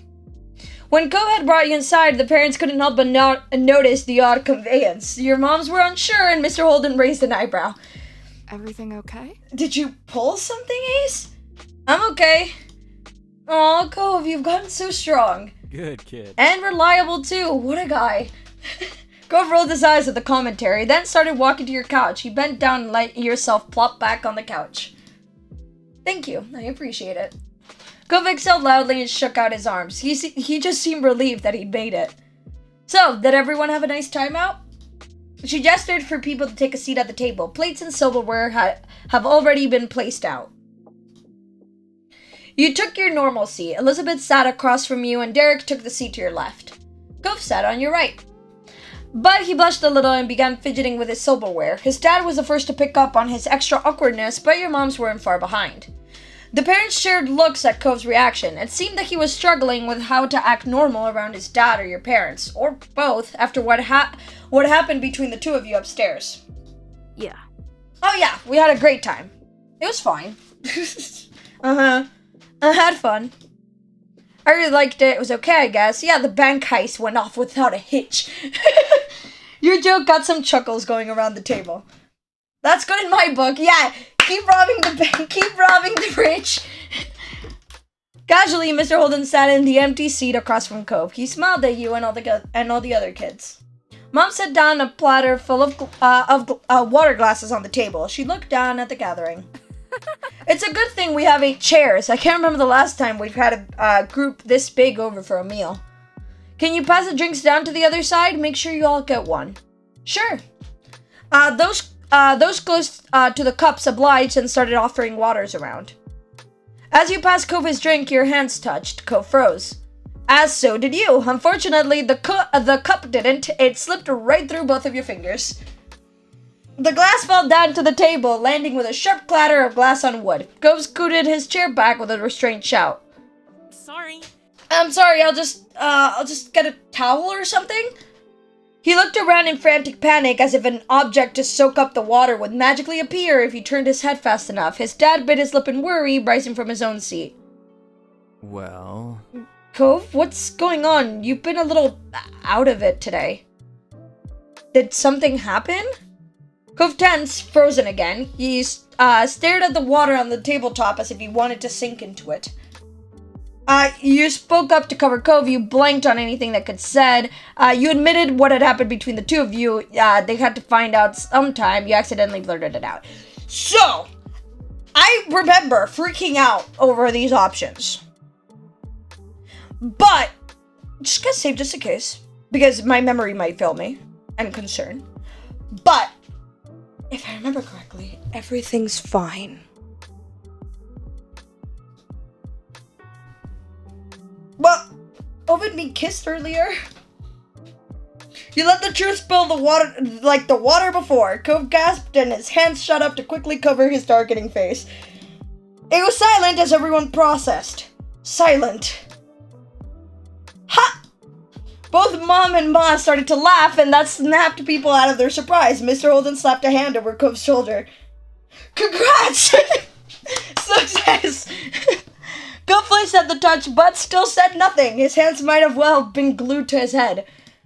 Elizabeth shook her head, and you can hear her "Can you believe this?" line in the motion. As I've always said, baby boyfriend. Derek grinned at you, and Cove, even if he couldn't see, he at least was happy for you.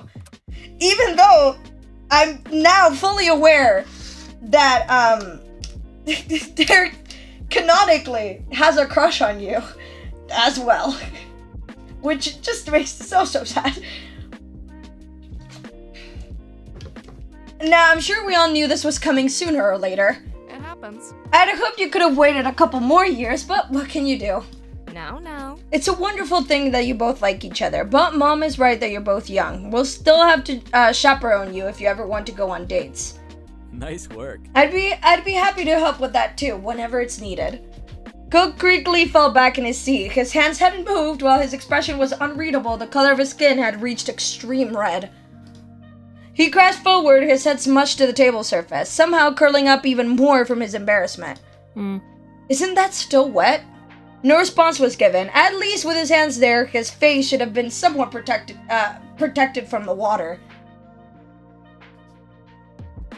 You were also feeling extremely embarrassed. You felt bad for putting him in this situation. You felt good for telling your friends and family something so important. You didn't know how to feel anymore. You were annoyed at the others for making go more nervous.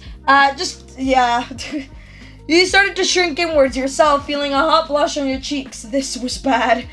The parents laughed more, all three of them with wide, beaming grins on their faces. Our families are truly uniting now, then. This will be the Holden Pixelus clan's first meal together. Or Pixelus Holden clan? I'm not sure which has a better ring to it. Derek's eyes were wide when he kept shooting verbal looks at the door, Apparently the grown-ups were making this too much even for him. He seemed to be one of the few people concerned for Cove's impression of a withdrawal red-eared slider turtle. You good, bro? Derek whispered encouragingly to his flattened friend. Meanwhile, Elizabeth was still unimpressed. And then finally, you heard a squeak. It was Cove. Oh my god. Please, can we please not talk about this anymore? Please? Oh, sure, but I think that's enough for now. We've still got to eat lunch after all. Food was placed on the table and Derek started to fill his plate. With the others following suit, Cove sighed quietly as lunch started up in earnest. Mr. Holden gave his son another pat on the back. Cove slowly straightened up back up, and you helped him get a towel and clean the water dripping everywhere at this point. You caught eyes with him and tried to gauge if he was unhappy with you because of this. Thankfully, he gave no impression of that. The affection he showed back in your room was strong as ever. As everything got set up, Mudge chided Elizabeth to take her elbows off the table. Listen, I am so glad my house never had the no elbows on the table rule, or like the no phones on the table, etc. Because I would be so bad at it. I don't even realize where my hands are at any point in time. I could just be doing it and not realizing I'm doing it. Now. And you shouldn't slouch. She pointed to Mr. Holden, who was leaning forward with both arms on the table. Oops. Mr. Holden seemed unsure about all the sudden attention and carefully rearranged his posture to something suitable for a fancy dinner. He smiled sheepishly at Ma. Elizabeth rolled her eyes and Ma gave a level look at her. You shouldn't be impolite to a guest in the house either. Elizabeth groaned long, suffering. And Ma giggled and Mr. Holden chuckled. Not bad. The lot of you could learn a thing or two from Derek. He has the best manners here. Derek blushed, but it was true. His posture was upright and formal. He even held his fork gracefully. His table manners, on top of all his attempts to aid your parents, made him the model of meal attendee behavior. Aw. It's nothing. It's true, though. You have been a lovely guest. I've noticed that, too. It's always nice when you stay over, Derek. Derek smiled and sat a little taller in his chair. And do you have anything good to say about our other guest? She looked deliberately at Cove with a teasing smirk. Or is there just nothing to say? Well, Cove is my number one, but he does still clean his hands by wiping them on his pants. Cove frowned at that and absent-mindedly brushed his hands on his pant legs. Your mom's laughed lightly. There. Elizabeth, you should know, after all these years, Cove is hardly a guest anymore. Cove smiled awkwardly. Thanks. Manners, who cares? I don't think it's that big of a deal. You teased Cove for his bad habit, you complimented Derek on his politeness, you joked that Derek was basically an adult, you kept quiet and took a bite of your food. I don't think it's that big of a deal. Me neither. Everyone ate their meal together and continued to hang out for the afternoon. After the food, you and the others played a couple of games and talked about your plans for the upcoming year. The time passed by quickly, and soon it was time to part ways. Mr. Holden talked to your moms, and Cove drifted over to you, knowing that as soon as his dad finished up, he would be leaving. It'd be cool to stay, but we have some stuff to do before everything closes today. Okay. Yeah, bye. Could you move? I need the phone. Cove raised an eyebrow, and Elizabeth impatiently gestured behind him. Cove realized he was standing right in front of where the receiver was placed. He sidestepped out of the way and shook his head, clearly thinking Elizabeth was rushing too much. Your sister made a beeline for the phone and started dialing the number of what you figured was one of her friends. Knowing Elizabeth, she was going to be on there for a while. You, Cove, and Derek shuffled closer to the door. It seemed like Mr. Holden was wrapping up his conversation, so everyone started saying their various farewells. Talk to you later. See you later, Cove. We gotta do this again sometime. Yeah, see you. Cove turned to you and smiled slightly. Bye. You hugged Cove goodbye, you patted Cove on the back, you nudged Cove's shoulder, you ruffled Cove's hair, you waved. Hug. You stepped forward and spread your arms wide. Cove only had a moment to react before you encircled him in your arms. Cove hugged you back tightly and his chest rumbled as he laughed. His cheeks were slightly red, especially when he looked over and noticed that Derek had watched the whole thing. Derek smiled amusedly. Seriously, dude, we'll have to hang out later. I'm gonna miss you during school. He offered Cove a high five and the two boys clapped their hands together.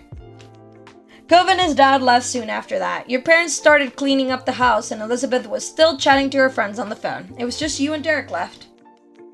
He elected to stay outside in front of the house to wait for his dad to pick him up. You decided to keep your guest company, although he was originally Cove's visitor. A light summer breeze blew through your hair and Derek shifted his weight from foot to foot. Thanks for waiting with me. He kicked at the ground distractedly. Well, That's still gonna be a while, so do you want to go for a walk? Okay. The two of you walked down the street again, just wandering without a destination planned. It was a quiet stroll, too quiet for Derek being the company. You turned to him when you had noticed that he wasn't saying a word. That was unusual. Derek always had something he could chat about. You weren't sure if you should ask about it. Somehow, you ended up at the old park near the beach. You glanced over to Derek once more, still expecting him to say something any second now. However, nothing came from him. In fact, now you noticed a frown creeping on his face. Derek smiled when he realized you were watching him. At least, his mouth was turned up. There wasn't anything that really felt happy in the expression. He turned away and the smile fell off his face. His eyes stared intently at the ground and you raised an eyebrow. Is everything okay? If you want to talk about something, I'm here. Eric, what's going on? You kept quiet. Is everything okay? I'm a little sad. It's just, with school starting back up again, it's going to be harder to visit. I'm going to have homework and clubs and practices and everything else. This sucks. It really sucks we go to different schools. His face screwed up and his fists were closed tightly together. This was really concerning him. What if we don't have time? You channeled some optimism into the conversation. You shared those words. I've got to try to make him feel better. We'll make time. We could talk over the phone and have plans for weekends. It'll be okay. Derek looked up at the sky. It was orange and purple with little wisps of clouds scattered around. A plane flew high with a jet stream trailing behind it. I hope we'll always be friends, no matter what. Even if we don't see each other for a long time, or if we get really busy, I still hope. He cut himself off and met your eyes. There was something serious to him. Sincerely worried that you'd fall out of friendship. I hope so too. I want us to be friends forever. We're always going to be friends. I don't know what's coming. You nodded silently. I hope so too. Derek smiled, mostly to himself. He seemed a little more like the usual. Then for sure we have to make the most of next year. Then the year after that, and then the year after that. He rambled on for a while about things. We'll just make the most of every year. Right. You smiled and felt like your friendship was still strong.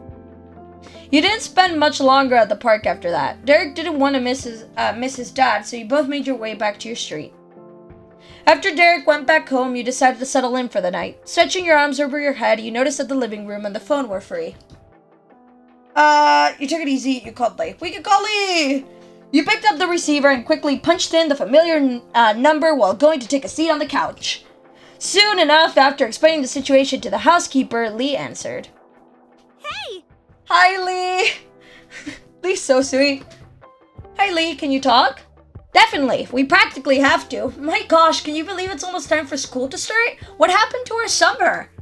School starts first thing tomorrow for me. Boo. Ew, and I thought starting next week was bad enough. Enjoy your last week. Oh, I will. I hope you'll survive your first day. Me too. I need a good year. Ditto. And at least summer was nice while it lasted, right? We were busy. Yeah. Fondly, you thought about all the best memories you made this summer. Lee was there for some, but there were still many you hadn't filled her in on yet. You reminisced about a moment of your summer. You moved on to talk about her. Let's reminisce.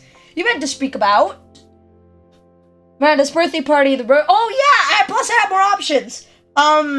Miranda's birthday party, the road trip you took, the soiree at the country club, the one day with the big shopping trip in the morning, when you had to go to the library, the time you went to Cove's house for dinner, when Cove's mom took you off on a wild ride, that incredibly hot afternoon. Okay, we're doing all the ones that we haven't seen before.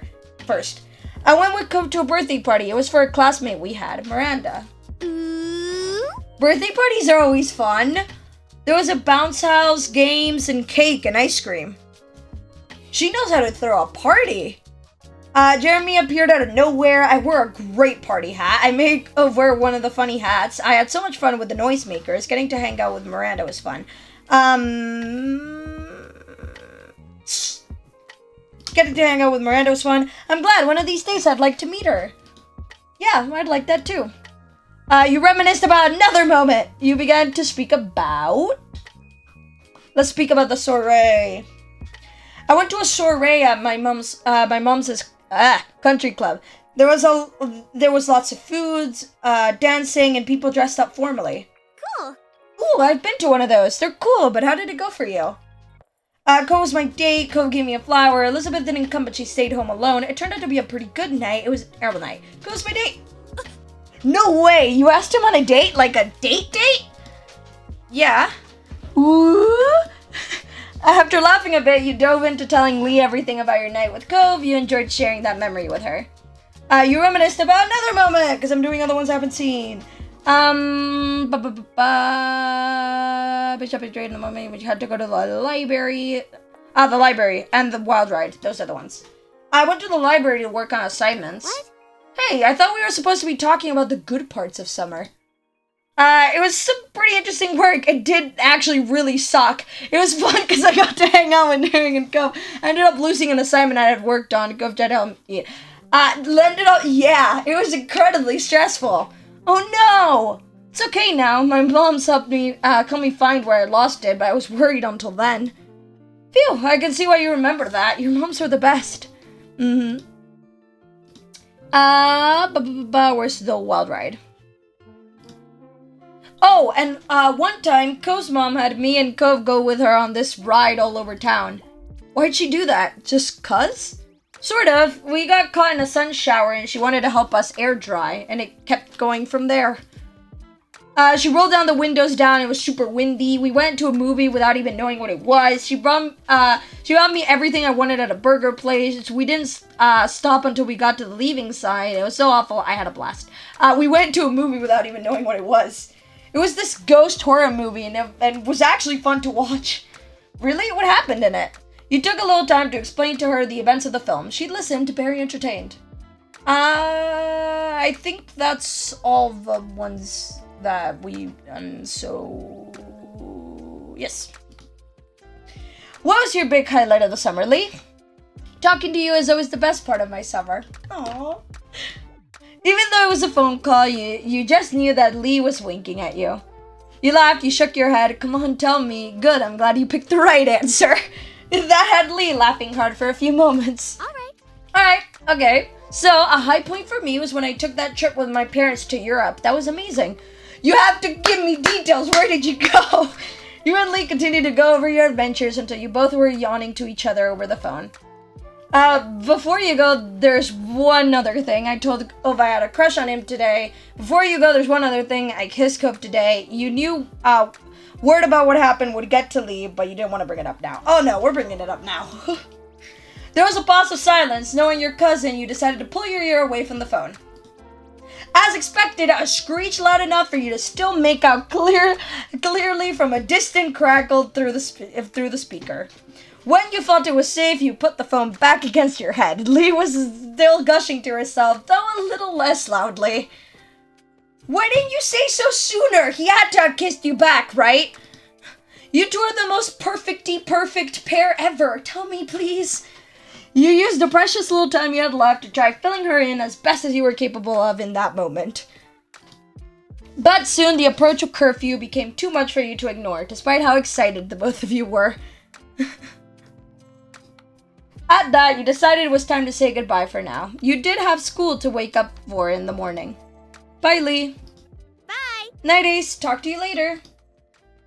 You left the phone on the side table for now. Looking at the clock on the wall, you saw that there was only about 10 minutes until your moms would be insisting you had to go to bed so you would be rested enough for school. You stretched your legs out on the couch and sighed in defeat, watching the minute hand change 1 minute closer to bedtime. You rearranged yourself, feeling restless, and looked out the window. Startled initially, you spotted a figure out in the hills. It was Cove. When the surprise faded, you realized it really wasn't that much of a shock at all. It was exactly something Cove would do. You went outside to meet up with him. You ran off to go see him. You left him alone. You smacked the window to get his attention. You opened the window to call out to him. Yes. Strolling casually, you went over to the front door. When you arrived, you noticed how many fireflies were out that night. They drifted along hazily, barely minding your presence as you waited to reach the top of the hill. Fireflies. Cove turned towards you as you approached, and you noticed right away that Cove looked happy to see you. I feel like I'm gonna sneeze, and I'm not sneezing. It's really annoying. Hey. Smiling shyly, you stopped in front of him. Your fingers nervously pulled at a loose string hanging off your shirt. Hi, what are you doing out here? Nothing. Not really. He shrugged, seemingly unhappy with his own answer. You stared at him, waiting for him to continue. Well, I guess I was feeling kind of weird about stuff, so I'm getting some fresh air before bed. You really should go to sleep. I know how you feel. I feel good. I hope you feel better. You shrugged back. You nodded. I hope you feel better. His mouth pulled into a bent smile. He spoke so quietly that you almost missed it. I think I will. Gove let himself fall back onto his butt and then all the way down so he was laying on his back. He looked up at the sky. You laid down yourself, you sat on the grass, you stood there, you saw on his chest.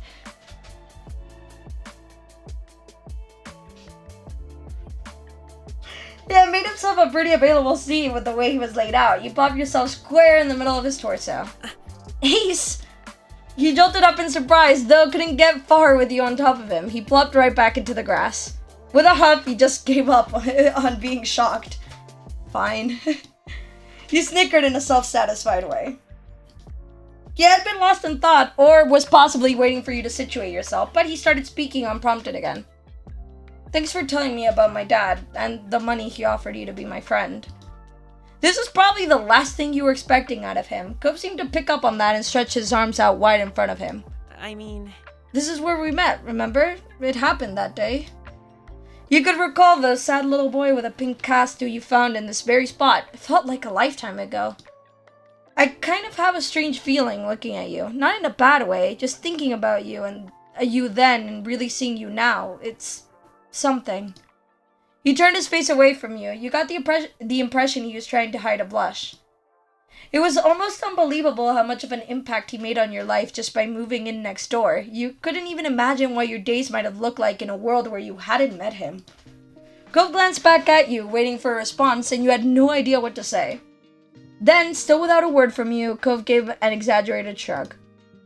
What? It's you. Huh? He snickered before answering. He looked thoroughly amused with your reaction. That's what you do all the time, so I'm being you. You do that all the time too, so do you. You were stunned he noticed enough to take note of it. I don't do it that much. Not being able to argue with his assessment, you accepted. You felt bashful about his joke. This is so wholesome! Really? Yes, always. Go couldn't help but grin at that. Honestly, there weren't many people you could think of who you could tease you about something like that. Returning his smile, you realized there was no denying that you two have been around each other for a long time. Goat broke the quiet before he could fully settle. See you tomorrow. Yeah, see you then. With a final wave, Cove headed for home, but you stayed there a few minutes longer. Your mind kept going back to a simple statement. See you tomorrow. No matter how much was changing around you, there were some things in your life that always seemed to remain true. The hills felt warm to you that night. Before you knew it, you were getting comfortable under the covers in your room. Your mind couldn't help but still be buzzing with the thoughts about the future. It was hard not to think about Cove. There hadn't been enough time to really figure it all out after what happened between you. You felt excited. There was little doubt in your mind that things were moving forward, and you couldn't wait to find out what changes were waiting for you on the horizon. Slowly, your eyes grew heavy as you drifted off to sleep, your mind spinning with wishful thoughts. No matter what happened next, you could only hope that you would make the most of it. You were ensnared in a dream when a noise from the outside world jostled you. Your eyes snapped open, noises happened, you tried to forget it, you stubbornly kept your eyes pressed shut. Your eyes snapped open. The light clatter continued. Now that you were more alert, you could distinguish it as a tapping sound. Quiet, slow, but persistent. Each beat was like being poked. You couldn't ignore it. You lifted your head from the pillow and looked for the source. Not much work was needed to puzzle it out. It was from the window. With that, you knew exactly what it was. From the color of the light flickering into your room, it was too early for anyone to be awake, including the sun. It had barely called itself over the horizon, but that didn't stop some people, it seemed. You sat up in bed and opened the window wide. Cool air, not yet warmed by the day, tickled your face as it pushed into your room. And, just as you expected, there was your neighbor crouching on your windowsill. He was fully dressed, though not for school. He was wearing a wetsuit and a shy smile. Ace. Ace, you stared back, blinking. So technically, we won't be back for school for a few more hours? His voice was delicate yet deliberate, each word a careful explanation. Classes haven't actually started yet, so do you want to hit the beach with me one more time this summer? Always, here we go again. It's way too early, Cove. You're crazy. Cove, you're so cute. You gave a decided nod. Always. His smile widened affectionately. You rushed to get changed into something suitable while Cove climbed back down to ground level. Your limbs, still half asleep, struggled somewhat as you attempted to coordinate them into a wetsuit, but you got there in the end. As soon you were tiptoeing out your front door, clutching a towel. Cove was already there to greet you. Your eyes met. Cove's gaze started to your destination and back to you. You checked the door was closed and gave him a thumbs up, and the two of you leapt into action. Wordlessly, you began to run down the familiar path ahead, Cove beside you. The thrill of your illicit outing made you want to laugh. Not that you dared. If anyone in your family looked out and saw you, then your summer would be back to being over. One glance at Cove told you that he was exactly the same, holding back snickers for fear of being hurt and caught. The towel seemed out from under your arm like a cape. You were running so fast downhill that simply keeping your balance and not tumbling down was a real threat. It just wasn't enough of one to make you slow your pace. For every step you took, the beach was a little closer and the day a little brighter. What lay ahead for you would arrive, and you were happy to meet it. Wholesome! Wholesome! Crying! I love this game so much! And it's time for customization! Yes, it's short hair time! It's short hair time! Yes! Also, at this point, I just wouldn't wouldn't have earrings anymore. Just no. And my glasses officially would be round at this point as well. Customization time! Because this is current me. Current me has short hair. Current me has round glasses. Joy to the world.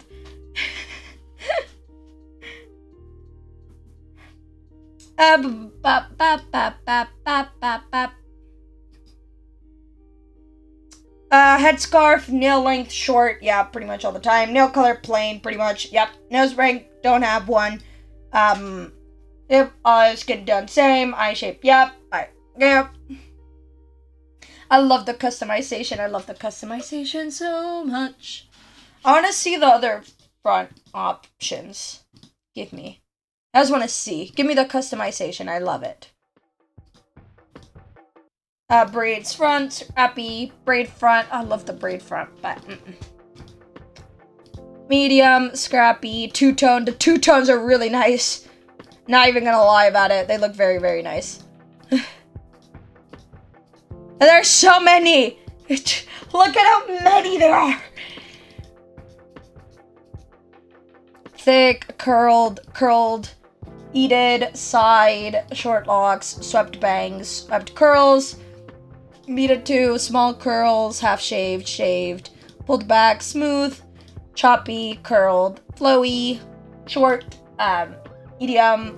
This was kind of accurate, but I think parted is more accurate. I'm keeping the parted. Parted 2, yep. I think that's like the most accurate, probably. Change page, cheeks, freckles, hand size medium, glasses circle, earrings I wear a necklace now, so I guess that counts. This happened very recently, but I do. So, joy. Still wear watches, don't really wear hats, don't really wear bracelets, do well watch.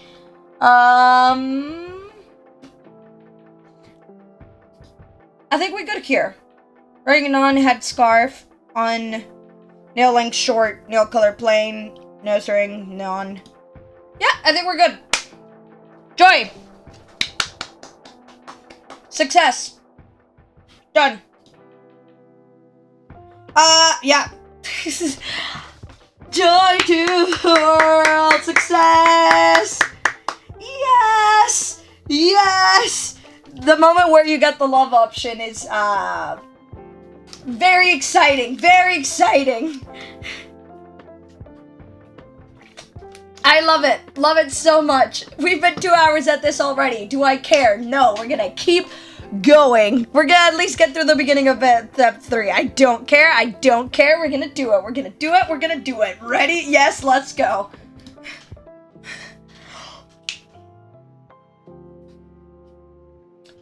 I need to quickly check stuff. I want to see the hair options real quick. I like this one a lot. I like this one loads.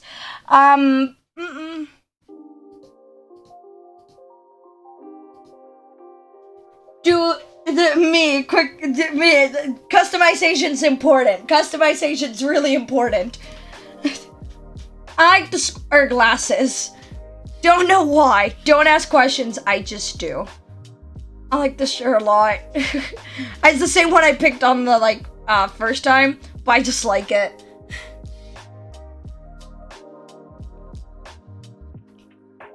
Yeah. EJ's, I love this shirt. Swimsuit, yep. The pattern shirt! Iconic clip! Iconic clip! Iconic clip was the first time I saw this one. Iconic clip. Moment.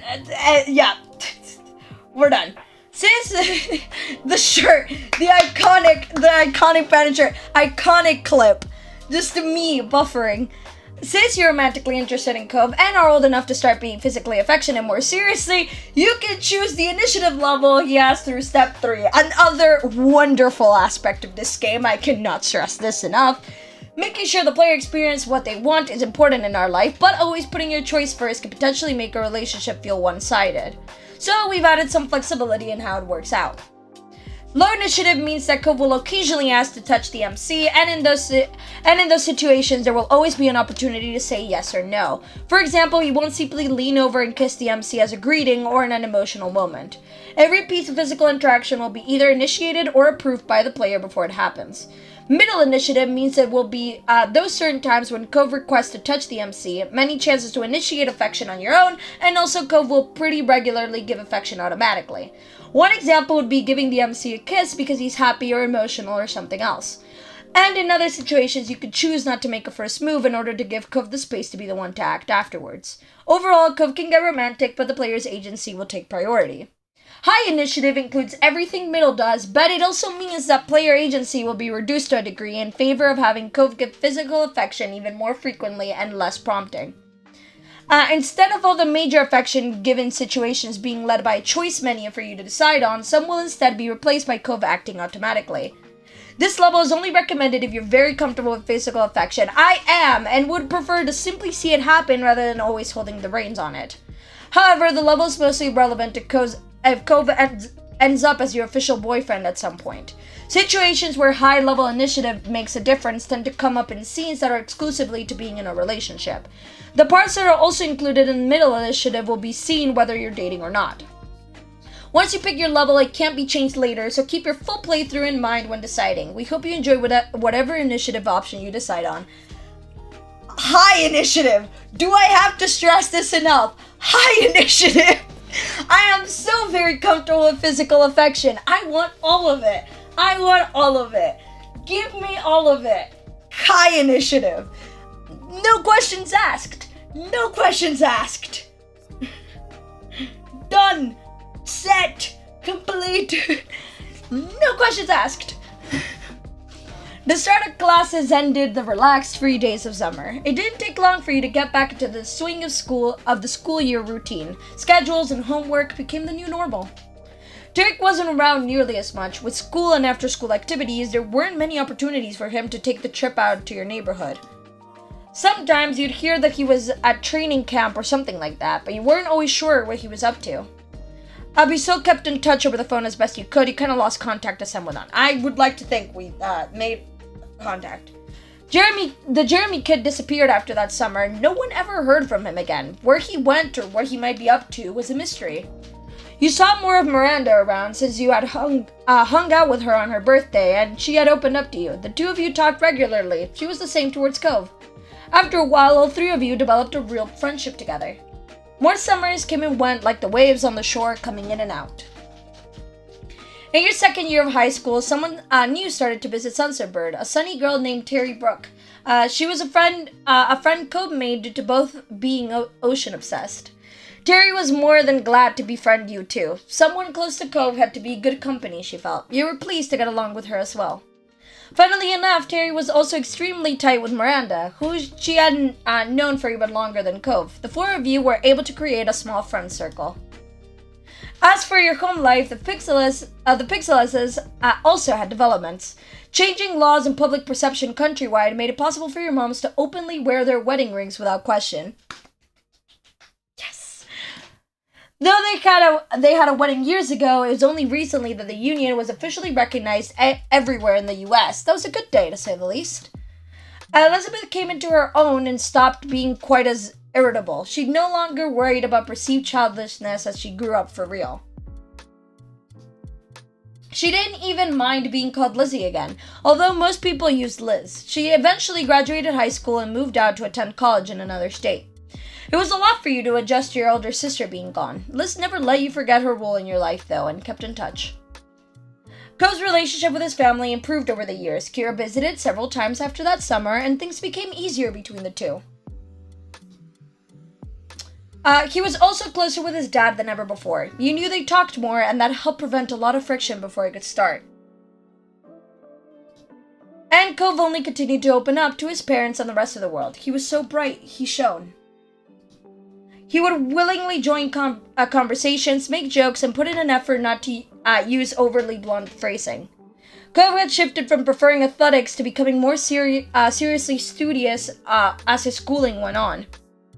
Things had shifted between you and Cove, but in a way that most couldn't see. After all this time, he wasn't just your neighbor. He wasn't only your friend, or even a guy you were interested in. You were in love with him. You loved Cove. You knew that fact for certain. There was no one else you held those feelings for. It was strange to look back on it all. The future faded into your present, and then it was simply the past. Even the most fundamental parts of your life couldn't last forever. You felt that pointedly the day you inevitably graduated high school. It was over, and you would not be going back ever again. From now on, what came next was your choice. You would be directing your own life. And that was where you were currently. The summer after school had ended. The first summer of true freedom. I just passed it.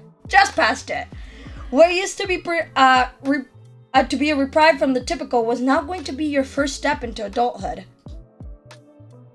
One fine summer morning, you took in what had become a very special scene, the whole family having a meal together. We officially owned less chairs now. I did not notice this, but we own less chairs. We used to have more chairs on each side. We have less chairs. We own less chairs. Your big sister Liz still hadn't lived at home full time for a couple of years, but she arrived last week to spend the season here since it was an off semester for her. She wanted to make sure she was in town because you had now also graduated high school, so who knew how much rarer these moments would become in the future. You watched on as Liz laughed good naturally over a comment made. Her Elizabeth-only mindset had only been a phase. Nearly any nickname was welcomed at this point in her life. Strangely, even though she'd moved away, you'd lately felt closer to her than you did in a long time. This happened, it's just called growing up, because this is the exact same thing that happened with my sister. It's something about the distance at a certain point just grows so much closer, and now we're really close, and I'm really happy about it. So yeah, I think it's just that. I can relate to that, yes.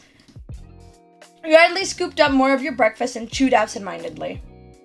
You were vegetarian, you were vegan, you were pescatarian, you were Tyrion. You're a picky eater. You generally eat whatever. I'm very picky. Very picky. And the meal you had reflected that. Your moms were happy to make food that fit your needs, along with dishes for themselves that didn't. Though you often made your own food nowadays. But it wasn't only you who had a diet that excluded certain things, as Liz had been vegetarian for a while. Conversation had gone on idly, without you fully taking in the words until your ears were piqued when Ma started on a bit of town gossip. Uh-huh. And so that's how I heard the news. Alright, now stop burying the lead and tell us, what is this so-called news? Ma giggled as she cast a look across the table, satisfied that she had everyone's attention. Well, it turns out the Donalds won't be renting out the condo up the street as per Sunset tradition for the first time in what must be nearly 2 decades. A chorus of gasps and shocked expressions were had all around. After the initial shock, your eyebrows pinched. Mom may consider them by name, but you and Liz always viewed them exclusively as the mean old couple who would yell at anyone under 25 who crossed their paths. Your mom continued on with the story, spreading strawberry jam over a piece of toast as she did so. They've decided not to take big trips anymore. Friends and family will be visiting them at their home. That's nice for them then. Have a good summer, meet grandparents with no grandkids away from us. That's a relief. It's kind of sad that they can't travel anymore. I hope they're still okay, even if they are mean. My thoughts exactly, Liz. Finally, they can piss off. You didn't have anything to comment on the development. My thoughts exactly. Be nice, kids. Why should we? They were never nice to us. You don't want to end up like them, do you? You and your sister cracked smiles at the joke. Well? At least they won't be here to yell at my children anymore. Lonnie. Lonnie. And that blunt comment got laughter from all 3 of you. Engrossed in conversation once more, you continued to chat with your family until the meal was over.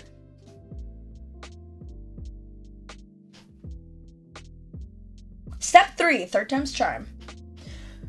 We used to have 8, now there's 6, so we can no longer throw impromptu dinner parties unless the Holden family brings their own chairs. P.S. Chair is required. Chair is not included. Please come with your own chair. Chair is of your choice. Chair must be purchased beforehand.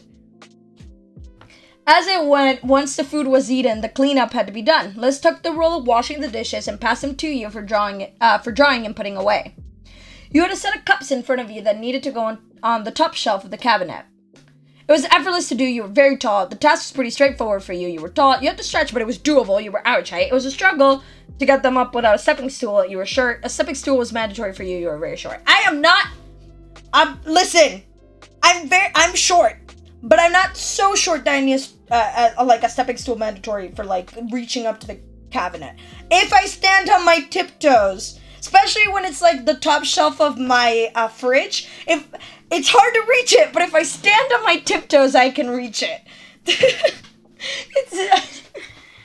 So short, but not stepping stool short, but short.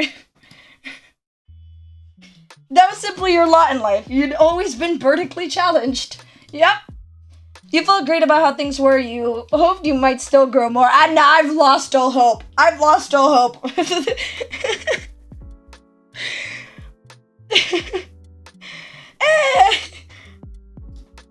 I've lost all hope in growing more. I've accepted that it's gonna be like this. That part of yourself was never something you could really figure out your thoughts on. Liz shook you out of your internal musing by starting up an impromptu conversation. She seemed to be voicing the thoughts that had been buzzing around in her own head. I have to say, going back for another semester this fall is pretty intimidating. You'd think after the first year or 2 I'd have a handle on things, but no. Can't relate. Depends on the shelves. I got very tall shelves and can't reach the top shelves, and I'm not short. I would not be able to touch your shelves then. I would, nope. Then I'd need a stool. I'd need like a ladder. You stole a glance at her, still placing cups in the proper place. I guess it's only fair. My first round was pretty general classes, and year 1 of my architecture major was the basics. Now it feels serious. I have to actually know some things. The laugh she gave was flippantly airy, but the way she scrubbed at the plates held more force than necessary. I know you can handle it. I think it's cool that you want to be an architect. It does sound hard. You simply shrugged. You merely listened to her venting. I know you can handle it. How sweet of you to believe in me. Thanks. Me putting my snacks on the top shelf so he can't reach them. That would be so mean. I'd get on top of the counter. That's the thing. Because I used to do that as a kid. I used to get on top of the counters to reach stuff. And then my parents would get mad at me. But I would get on top of the counters. Well, they would only get mad when they caught me doing it. Yeah, so I'd get on top of the counter and then use the counter as a stepping stone and then reach.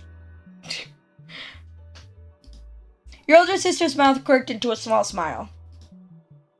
It'll be fine one way or another. Oh.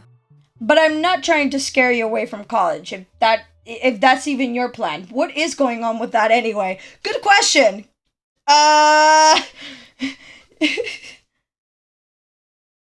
But there is no counter in front of the shelves. The counter is next to it. Dang it. I'd have to figure out something.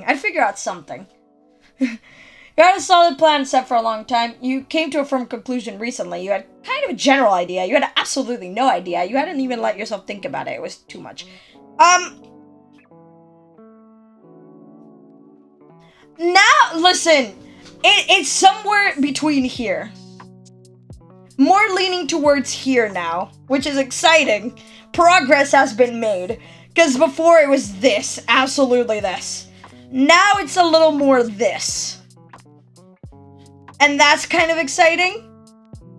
So, progress has been made. Not much significant progress, but some progress has been made.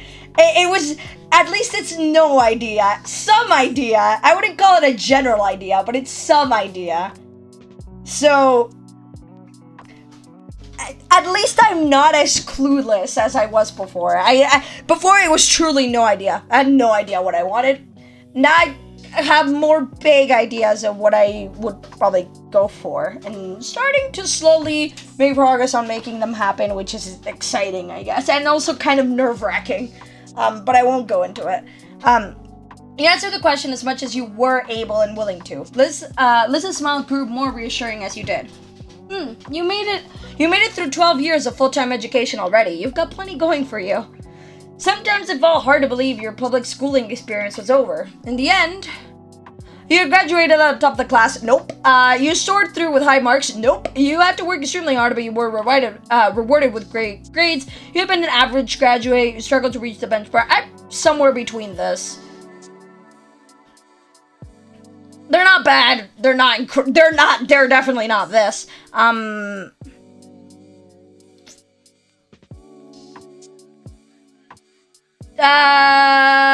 Whatever, yeah, sure. And you were gonna miss it, and you felt satisfied leaving up there, and you wish it could have gone better, and you were just glad it was truly behind you. Honestly, so glad. The little things I mentioned about my high school experience, it was just not great. No, it's funny, because it was not great school-wise. It sucked school-wise. It was my least favorite years education-wise, but it was like my best years like personal life-wise. Like so many good things happened, like with friendships, family-wise, like personally-wise. I mean, with myself, with my friends, with my family and stuff. But school-wise, it was awful. I had so many just breakdown crying moments throughout it, just because I was so stressed out during it. That's not to like discourage anyone, it's just my personal experience throughout it. It's not gonna signify everyone else's experience on it at all. But like, for me it was that mixture where it was really weird, because sometimes it felt like I'm at the best time of my life. It's like, it's going so well. And then I remember how school is going, and it was like, why does everything suck? So I was on this very wide scale where I was just going like a metronome between being really happy and really sad.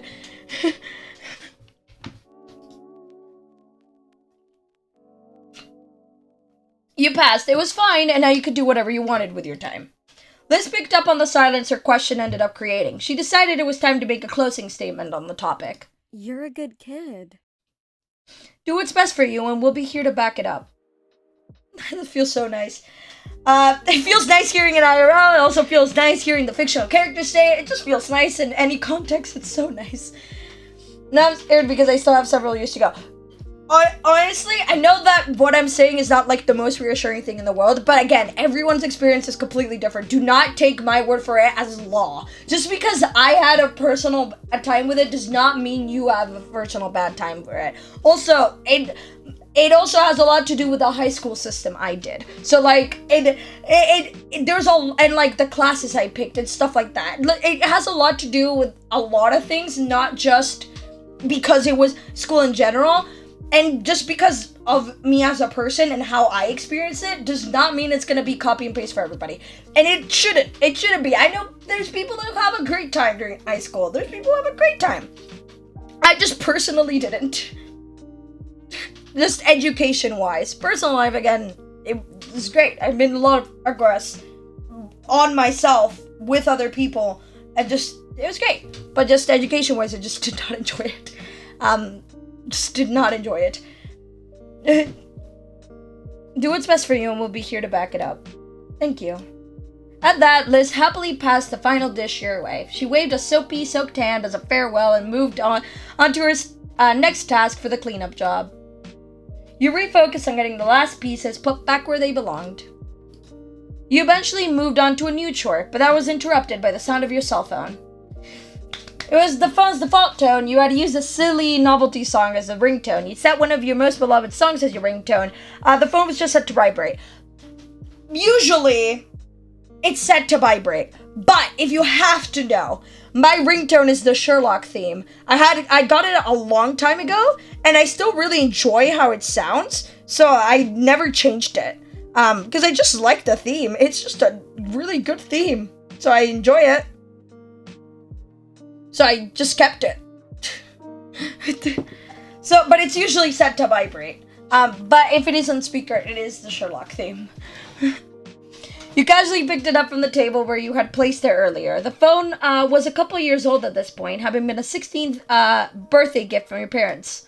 You decided which model to get, but you picked a color. It was silver, black, gold, rose gold, red, orange, yellow, green, blue, purple, pink, turquoise. Mine is gold. Clear phone case that's really dirty at this point, and I should probably clean it at some point. It is so dirty. I'm looking at my phone right now. But it is gold. And with a clear phone case that is incredibly dirty. Cannot stress this enough. It looks yellow. That's the only bad thing about having a clear phone case. I love the clear phone case, but it gets dirty so fast. But yes, it's gold. And it was just a phone, you didn't do anything to decorate it. You know what I'm gonna do. And it had a special charm attached to it, which was...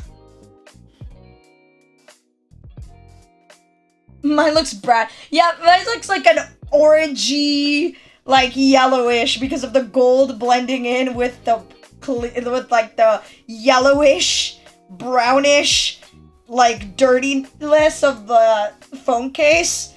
If I take it off and just look at the phone case, it looks like yellow-brown. And then if I put it on, it just looks like an orange, like a dark orangey, brownish kind of color.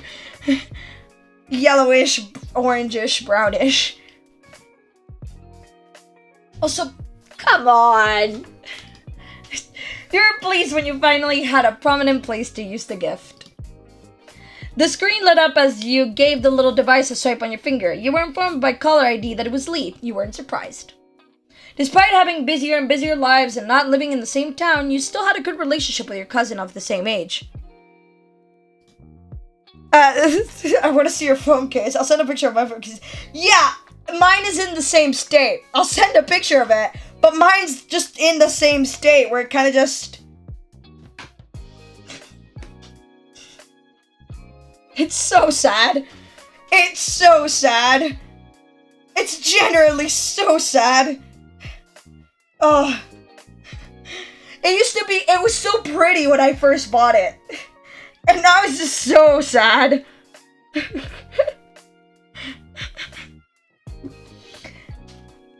Especially once the miracle of the both of you having your own phones actually happened. She got her first, though.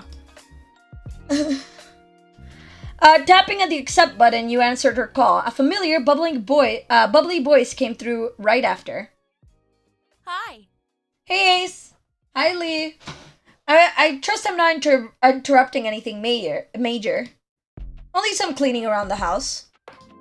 Oh, then you're welcome for my call. A distraction from that must have been desperately needed. Yes, thank you, my dear cousin. Hey, I love doing chores, he joked. I like cleaning, you protested earnestly. It's good to hear from you. Even though she couldn't see it, you shook your head at that. Yes, thank you, my dear cousin. My pleasure.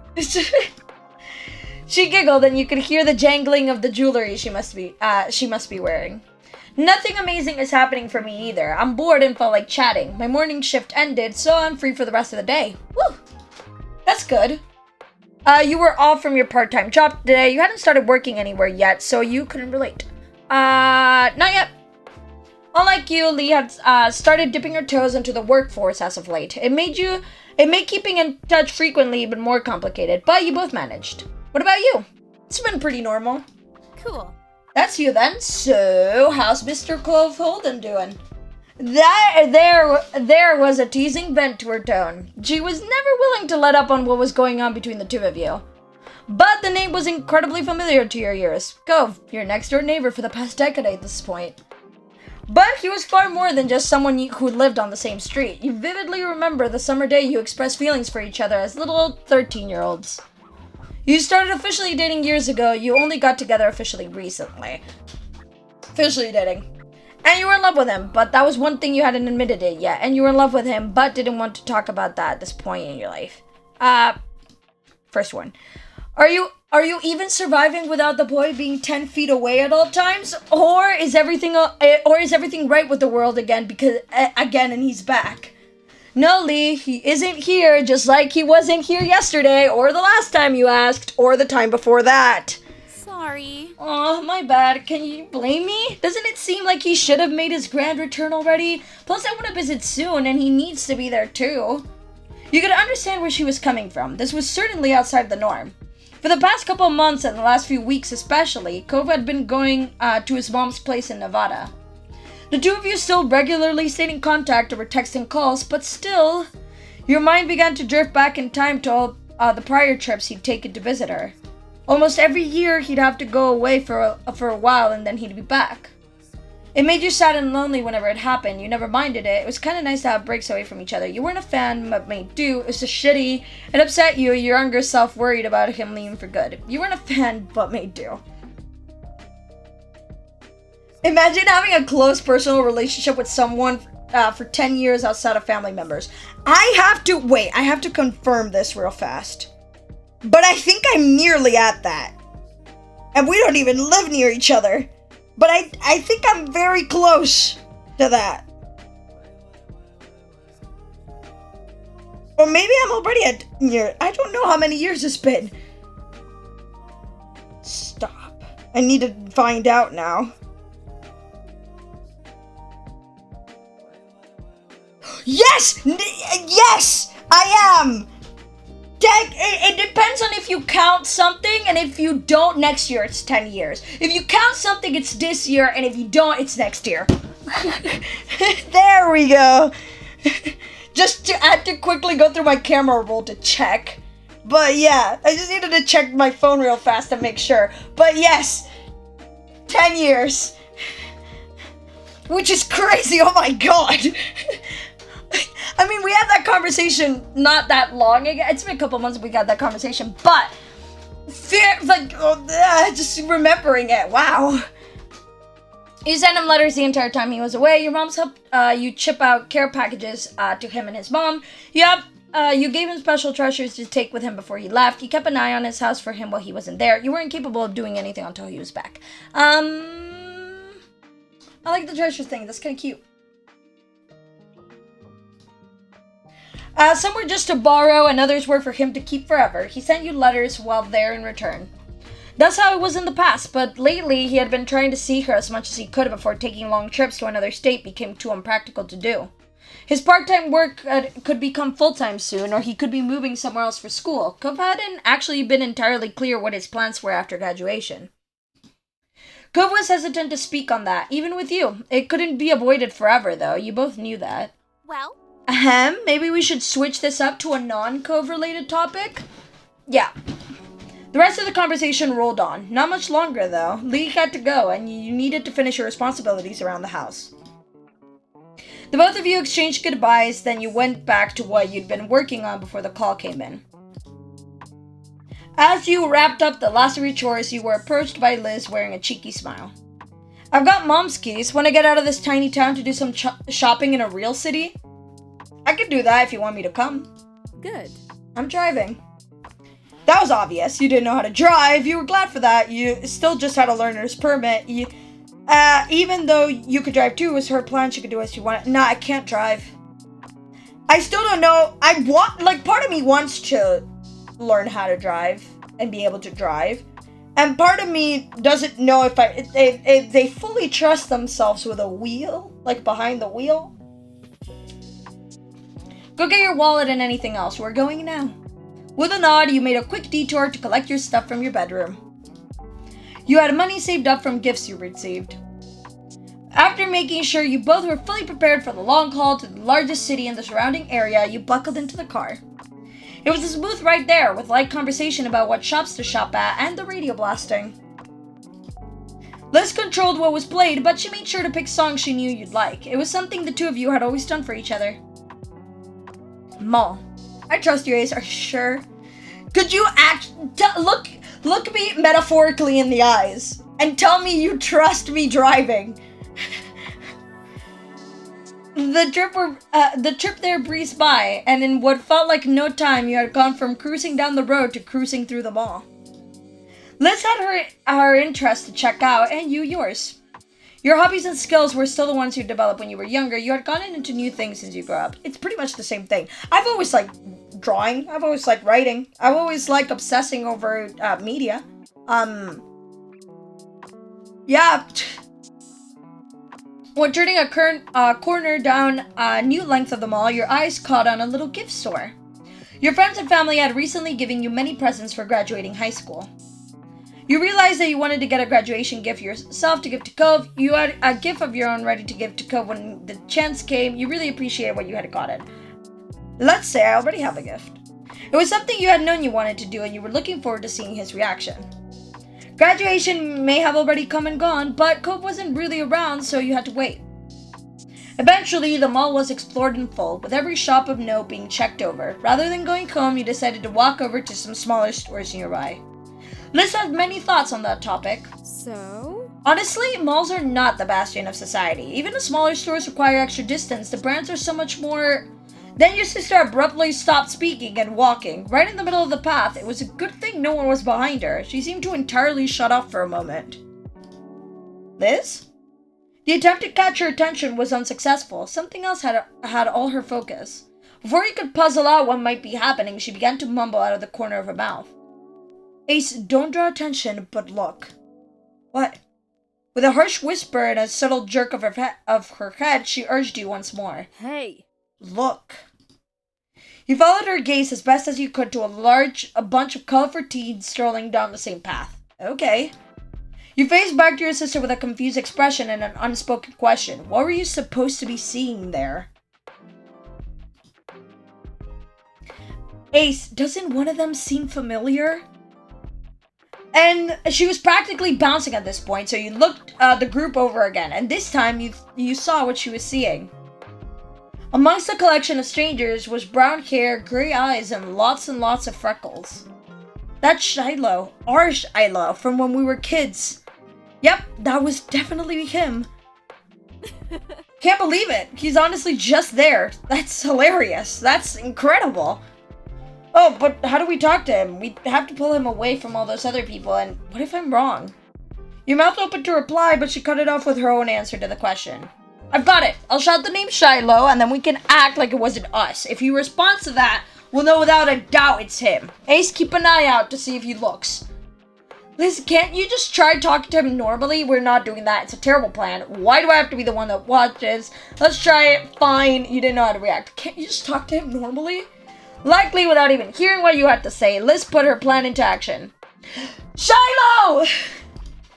She loudly projected the word across the way and then put on an act of casualness, turning her head away from the scene while brushing at the skirt of her dress. In a supremely awkward moment, you could only stand there as the tension in the area shifted to the two of you thanks to your sister's shout. But of the many startled bystanders who became alerted to your presence, one of them was the boy. From a distance, his large eyes met yours. He looked.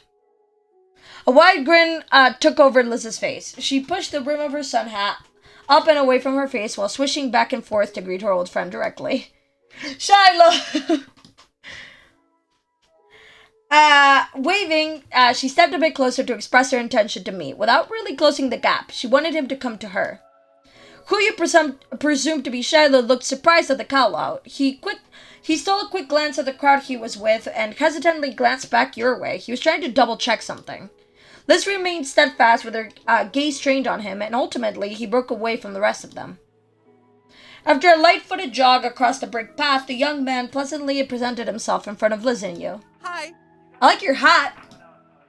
Just that simple greeting had Liz giggling. Hey. Hello, I'm not sure if you remember this, but I'm Lizzie and that's Ace. We were all friends when we were little kids. His already wide eyes grew even larger, their gaze darting between you and Liz. His previously chipper demeanor faded into something delicate. I'm really sorry, but I think you have the wrong person. You could tell not being instantly recognized was going to make this exchange more of a challenge. Still, Liz was undeterred. It was a long time ago. You were really young. I get why you feel like that. However, I'm positive I'm right. You're exactly the same. That face, the freckles, how you genuinely you tried to phrase things. You're even still wearing a hat. Instinctively, he looked up at his headwear with creased brows, not making the connection on why the hat meant something to her. Okay. We knew each other, okay? An uneasy smile settled on him as silence followed Liz's speech. He was picking his next words carefully. And the quiet was obliterated by a new voice bursting into the conversation. Shiloh, what are you doing? The rest of the group already left. A field trip is not a vacation. We are on a schedule. Startled, your head snapped towards the path. A distinctly unhappy individual with piercing magenta eyes, dark brown skin, and a sharp jaw stormed your way. He carried a cloud of authority with him, despite looking like he wasn't even 18 yet. Sorry. I didn't mean to ditch. Shiloh, whose name was now officially confirmed, gestured with a hand to add to the explanation of his absence as the stranger watched impatiently. They thought they recognized me as someone they knew, but it was a tiny misunderstanding. Liz theoretically as well as literally put her foot down at that, stumping in frustration and getting more childish the longer she was around her childhood companion. Come on. We do know you. Shiloh merely shrunk in on himself. The tone he spoke with was pained. Sorry. He honestly couldn't tell if he was apologizing for the upset feelings of your sister or the palpable dissatisfaction of his new acquaintance. That in itself was very Shiloh-like. Oh, you know him, is that it? The stranger spoke in a dismissively scoffing tone, as if the words sounded so absurd to him that it was almost amusing. Almost. But the sternness of his demeanor quickly reinstated itself. Well, do you know me? I'll tell you. I'm someone who has been forced against his will to be aware of what's going on in Shiloh's ridiculous personal life for a year. If the two of you had any importance in his general day-to-day existence, it would have come up by now. Don't bother trying to exaggerate any trivial conversation you might have. It's not good enough. He's with us and you'll survive without him. Now stop loitering in the road. It's rude. Excuse me? We're the rude ones? The high-stung ranting got an audible gasp from Shiloh, who finally started to speak up again in defense. Nate, that's really mean. It's also true. We're leaving. With that declaration, the unofficially introduced Nate indignantly spun on his heels and walked speedily towards where the group went, completely confident that Shiloh would follow behind. Oh, people can sure have bad attitudes, huh? Why can't they just try to get along? It's not hard. Don't worry though, I bet you won't have to deal with him again. And I'm sorry I can't stay to talk to you, but I hope you have a really nice life. Bye. And that was it! His final parting words given, Shiloh left the two of you behind to catch up with his own life that he had to go live. Liz watched his exit, stunned, only to frown when it hit her that he was really gone as quickly as he appeared. It happened so fast you hadn't even been able to get a word in. She sighed, all the energy she built up releasing with the breath. I could have told him his last name was Fields. His birthday's October 30th. That would have proven it, but no. Sorry, Liz. Wow, Shiloh grew up to be dumb. You were feeling equally deflated. Whoever Nate is, he sucks. Well, damn, you couldn't help but laugh. I'm sorry, Liz. You felt so bad for your big sister. He had been such a close friend in her early years, and their reunion was completely ruined. Aren't you gonna go after him? Liz merely shook her head, pushing off childish thoughts. I think we can leave it there, thanks. He's in the middle of a high school field trip, and it was already enough being able to see him. There's something reassuring about witnessing firsthand that he's still out there, enjoying his own part of the world. Though, if given the chance, I could definitely have a few words with him about the company he's got. She laughed, but you could tell there wasn't much humor to it. She was mad at that guy, even if she was happy to let Shiloh go. Maybe they're only with each other because of the trip, and it's not usually how things are. Right? True. We can only hope the same for him as he did for us. Have a nice life, Shiloh. Have a good life. Hi, Shiloh. We'll miss you. Good luck out there. You'll need it. Just have a good life. Liz smiled at you. It had the self-confidence you knew so well from her. Come on, kid. Let's finish our own trip. Yeah. No matter how either of you really felt about the occurrence, it was something you simply had to accept. People you know just disappear and reappear in the most unexpected ways. The two of you enjoyed what remained of your outing until it was time to return home. By the time you arrived back, the sun was already beginning to set. You arch your back as you stretch your arms towards the ceiling. Well, it had been a good day. It had enough activity to cover an entire week. Liz tried to hide a yawn behind her hands. You weren't the only one feeling worn out. I'll be heading up to your room, the guest room, since mine stopped being available as soon as I was out the door. Her tone was light. She had quite a lot to say on the subject when you'd first taken her for a bigger room since she left for college, but there had been many trips back home for her since then. The room hasn't been hers for years. It was more of a running joke now that she continued to bring up the topic up to this day. Let it go, Liz. I didn't see your name on it. Thank you, Liz. It's a really nice room. Thanks for being so gracious about giving it up. I wanted to follow in my big sister's shoes. Yes! Flattery as a compliment can only go so far, Ace. A small laugh was shared between you and your older sister. Mm-hmm. You better believe you'll be back in the guest room when you've got your own place and we're both in town for a visit. We can take turns. You'll have Thanksgiving, I'll get Christmas. Sure. Don't count on it. That's alright with me. I don't need it. What a reasonable and mature suggestion. I'll think about accepting it. She flashed a familiar grin and you couldn't help but feel glad she was back around, even if it was temporary. With that, she plodded off to the spare room. You were ready to do the same. Moving into a new space was your first opportunity to decorate from scratch. Yes! Yes! Interior design! Interior design! Blue, green, purple, hello. What layout do I like the most?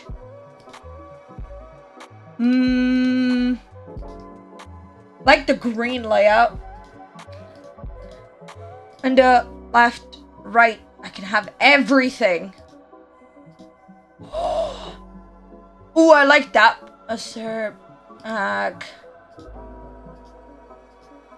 Ooh. Lights. What are the left options? Hold on. No, back. Okay. Left can go away. Back, I want these. Lights, I want those. Floor. Nah. Middle. No. Right? Ooh, a little telescope. Ooh, I like it.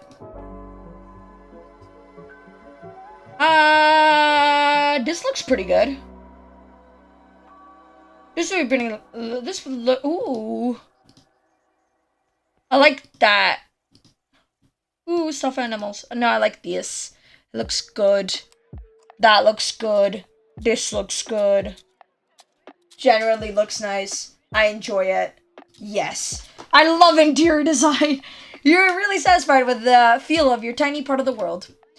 As your thoughts drifted, you tried to bite down another yawn. It was no good. Your bed was now lodged in your mind, and all you could think about was collapsing on it. You trudged up the stairs to your room. Stepping inside, you closed the door behind you, blocking the rest of the house. When you turned back around, you realized you were not alone there. Excitement. Excitement. Excitement, joy, excitement, yes.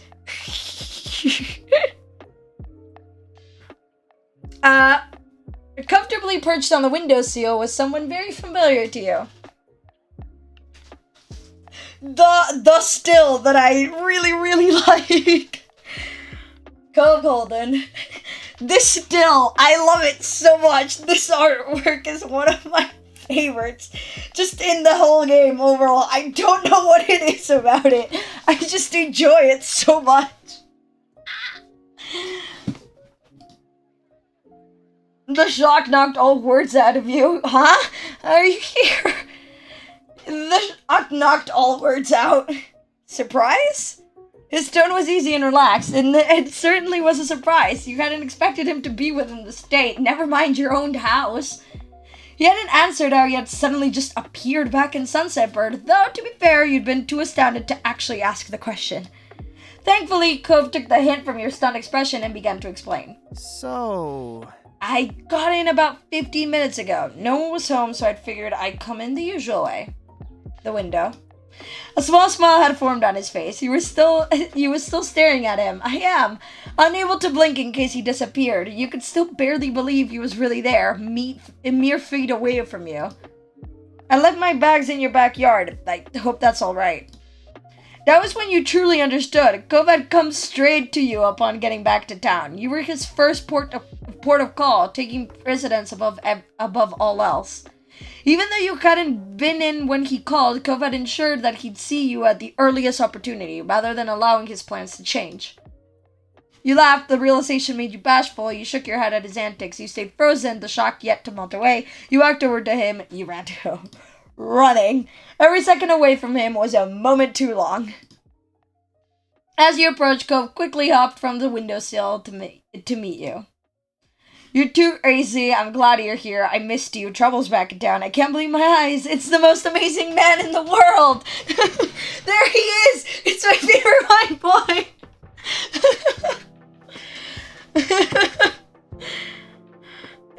I'm gonna do it. You ruffled his hair. You wrapped him in a gentle embrace. You pulled him into a bone-crushing hug. You jumped into his arms. You armed at him. Kissed him. It's wholesome. Crying, screaming. All of the above. Yes. Ghost squeaked as your hug knocked the air out of him. He awkwardly managed to wrap his own arms around you back in return. Then Cove leaned back on his heels, pulling you into the air. The height difference made it trivially easy. He barely needed to lean at all.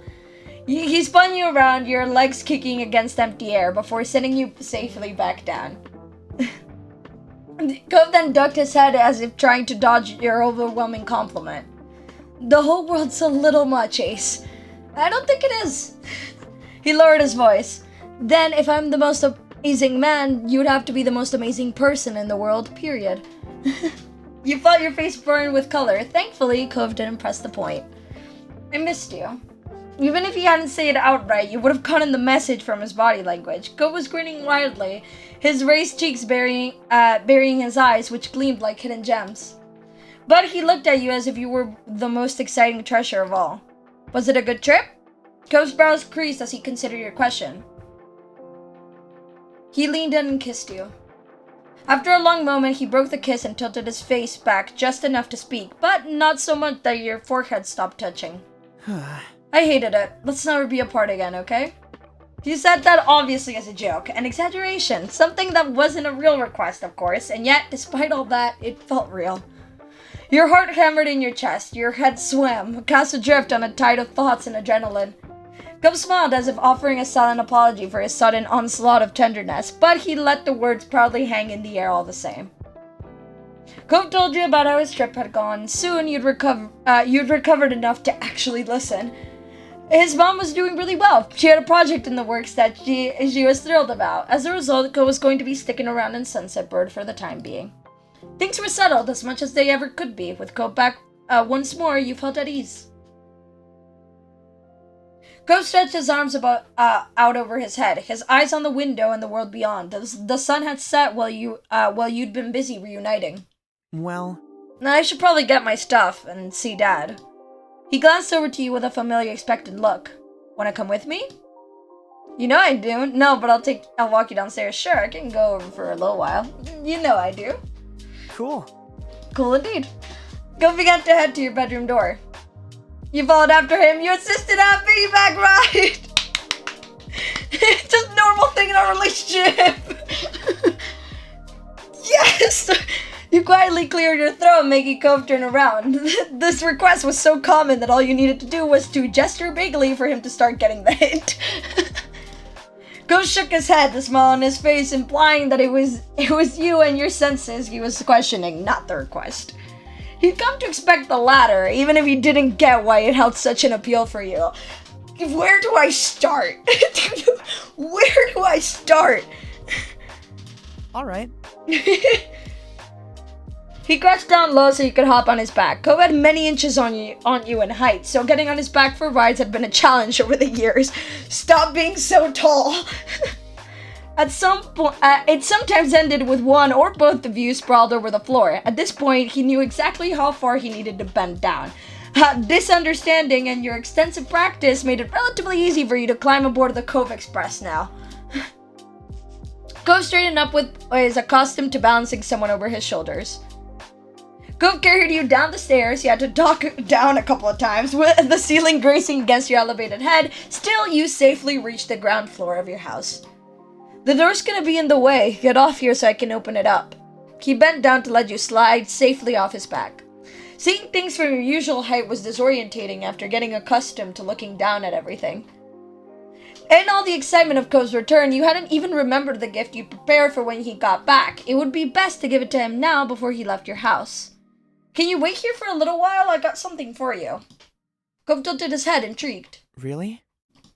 You nodded with some eagerness, trying to imagine how he'd react when he actually saw it. You bought Cove something special. The gift you'd chosen hadn't been something you could buy. I want to see these. It was. Ooh. The orange shell he'd been entranced with since you were kids. That's really sweet. A white poppy from the hill behind your house. That's also really sweet. Something you'd made yourself. That's also really sweet. Just me. This game is so stop.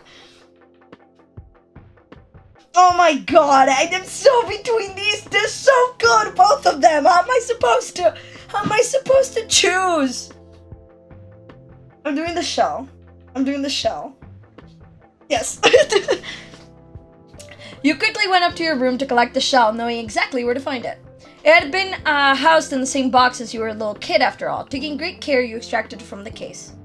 Though it had been a long time since you'd taken it out, the grooves were as familiar to your fingers as the opening line of your favorite song was to your ears. Cove had admired this shell ever since he first saw it, declaring it to be the best of all your treasures. Despite that, he never accepted your offers to take it. You'd hope that might change tonight. You closed your hand around the shell, not wanting Cove to see it until you were ready, and headed downstairs. I can't wait. When you were back in front of Cove, you cautiously lifted your arm up. He looked on curiously as you unfurled your fingers to show him the gift. I want you to have it. Please? Cove stared down at the familiar shell nested in your palm. His mouth parted, though no words came out. He drew his eyes to meet yours silently and found the answer to whatever question he couldn't speak. He put his hand over yours and broke the silence. Okay. It was as quiet as a whisper. His fingers were as gentle as his words, brushing against your palm as he took the shell from your grasp. The smile on my face, oh my god! He carried a look carefully against his chest and smiled at you, his eyes bright. I'll keep it forever. Cove reverently laid the gift safely on the counter, but he didn't turn back to face you once he had ensured it was secure. Though his face was angled away from you, you caught his eyelashes fluttering as if batting away tears. His throat bobbed as he swallowed bubbling emotions. You knew that Cove could be sentimental. The gift and all the memories and feelings tied up in it seemed to have taken a toll on him. When he began to sniffle, you felt the need to reach out. Cove? Ace. I can't, Ace, I don't know what to do. He forcefully scrubbed at his eyes like he was trying to push the tears that threatened to spill back in. Oh, Cove, it's okay. Do you need to cry? No. Nevertheless, tears had begun to spill down his cheeks. Even as he wiped them away, more took their place. Thank you. His voice quavered as he spoke. Cove reached out. You gladly stepped forward to meet him. He laid his warm hands against your cheeks and brought his lips to you. You kissed Cove until the need for air finally won out. Head spinning, you were glad of the security of Cove's hands. Even after your lips had parted, Cove remained close, his hands still framing your face. You're welcome, don't worry about it. You're such... Alright, baby, you didn't need words as you quietly accepted his appreciation. This is so sweet. This is so sweet. I can't. It's so adorable. Can't do it. Can't do it. This is so sweet. It's so sweet. Go let out a steady breath. It was far removed from the shaky gasps that had accompanied his sniffles. The tears had dried. His eyes were a little red, but open and at peace once again. He smiled, fully recovered from the emotion that had overcome him. You're really, seriously too nice to me. You smiled back. You're worth it. Cove brushed his hand against the pale ghost of a scar on his arm. He was at a loss for what to do now. The clock ticked away, counting the seconds of silence. Once you had a chance to settle your thoughts, you figured you'd tell Cove the intriguing news. I saw Shiloh today. Huh? Shiloh? Cove repeated the name, his expression blank. From when we were kids. Cove pondered for a moment, then snapped his fingers. Oh, he was the freckly boy from that first summer, right? The one who moved. Uh-huh. I met someone called Shiloh. He looked just like Shiloh from back then. Well, you waved a hand acknowledging the passing of time and so forth. Cove nodded understandingly. He didn't remember me, then he had to go. Cove frowned. That's, I don't know. Too bad I missed it, though you knew him better than I did. That was definitely true. Not only had Cove known Shiloh for a shorter period of time, but he and Shiloh had never quite gotten along. Not that they were enemies either, just kids who were only ever together because of other people they both knew. I wonder what Shiloh's up to these days. I don't have any idea. He didn't say much. Oh. Well, that was everything you had on that news item, so you moved on to the next big update. Also, you know the mean old neighbors, the ones who would always yell at us? He cringed, recalling those particular memories of back in the day was not pleasant even for someone as nostalgic as him. Yeah? They're not coming. They didn't rent the condo this summer. Cove's jaw dropped. You didn't blame him. The elderly couple had been an instruction for as back as you could remember, long predating Cove's arrival. Even now, as a teenager, you found your neck prickling as you walked by their condo, half expecting a scolding for breathing the wrong way in the vicinity of their vacation home. It was strange to think of that coming to an end. Wow. Go blinked, clearly struggling with the idea in the same way you had. I didn't see that coming. People being gone, people coming back. It feels like I've missed a lot. This has been a busy summer already. Well, you haven't missed the fireflies. They haven't shown up yet. Well, that's something, and we better not get left behind. There's still stuff to do. You nodded. As soon as you'd left your house, Cope bent down to let you climb back onto his back for the last part of the journey. It seemed that no sooner had the night begun than it was already at an end, and the dawn of the new day was upon you. The next morning, your belly was full of breakfast, and you were in a pleasant mood. You hoped the rest of the day followed suit. Later, you were meeting up with your friends, Cove, Miranda, and Terry, to go into town. It was all on short notice, but that was because everyone was just so excited that Cove was finally back home. Having a nice daydream? You blinked, pushing all your thoughts away and returning to reality. Your mom was watching you with a teasing smile. Alright. So, what's on the agenda today? I'm meeting up with some people. Well, I hope you and your friends have fun. Don't get into too much trouble.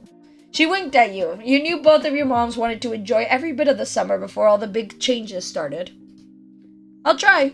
That'd be great. But before you go gallivanting around town, could you bring the mail in? I'm finishing up putting the dishes way over here.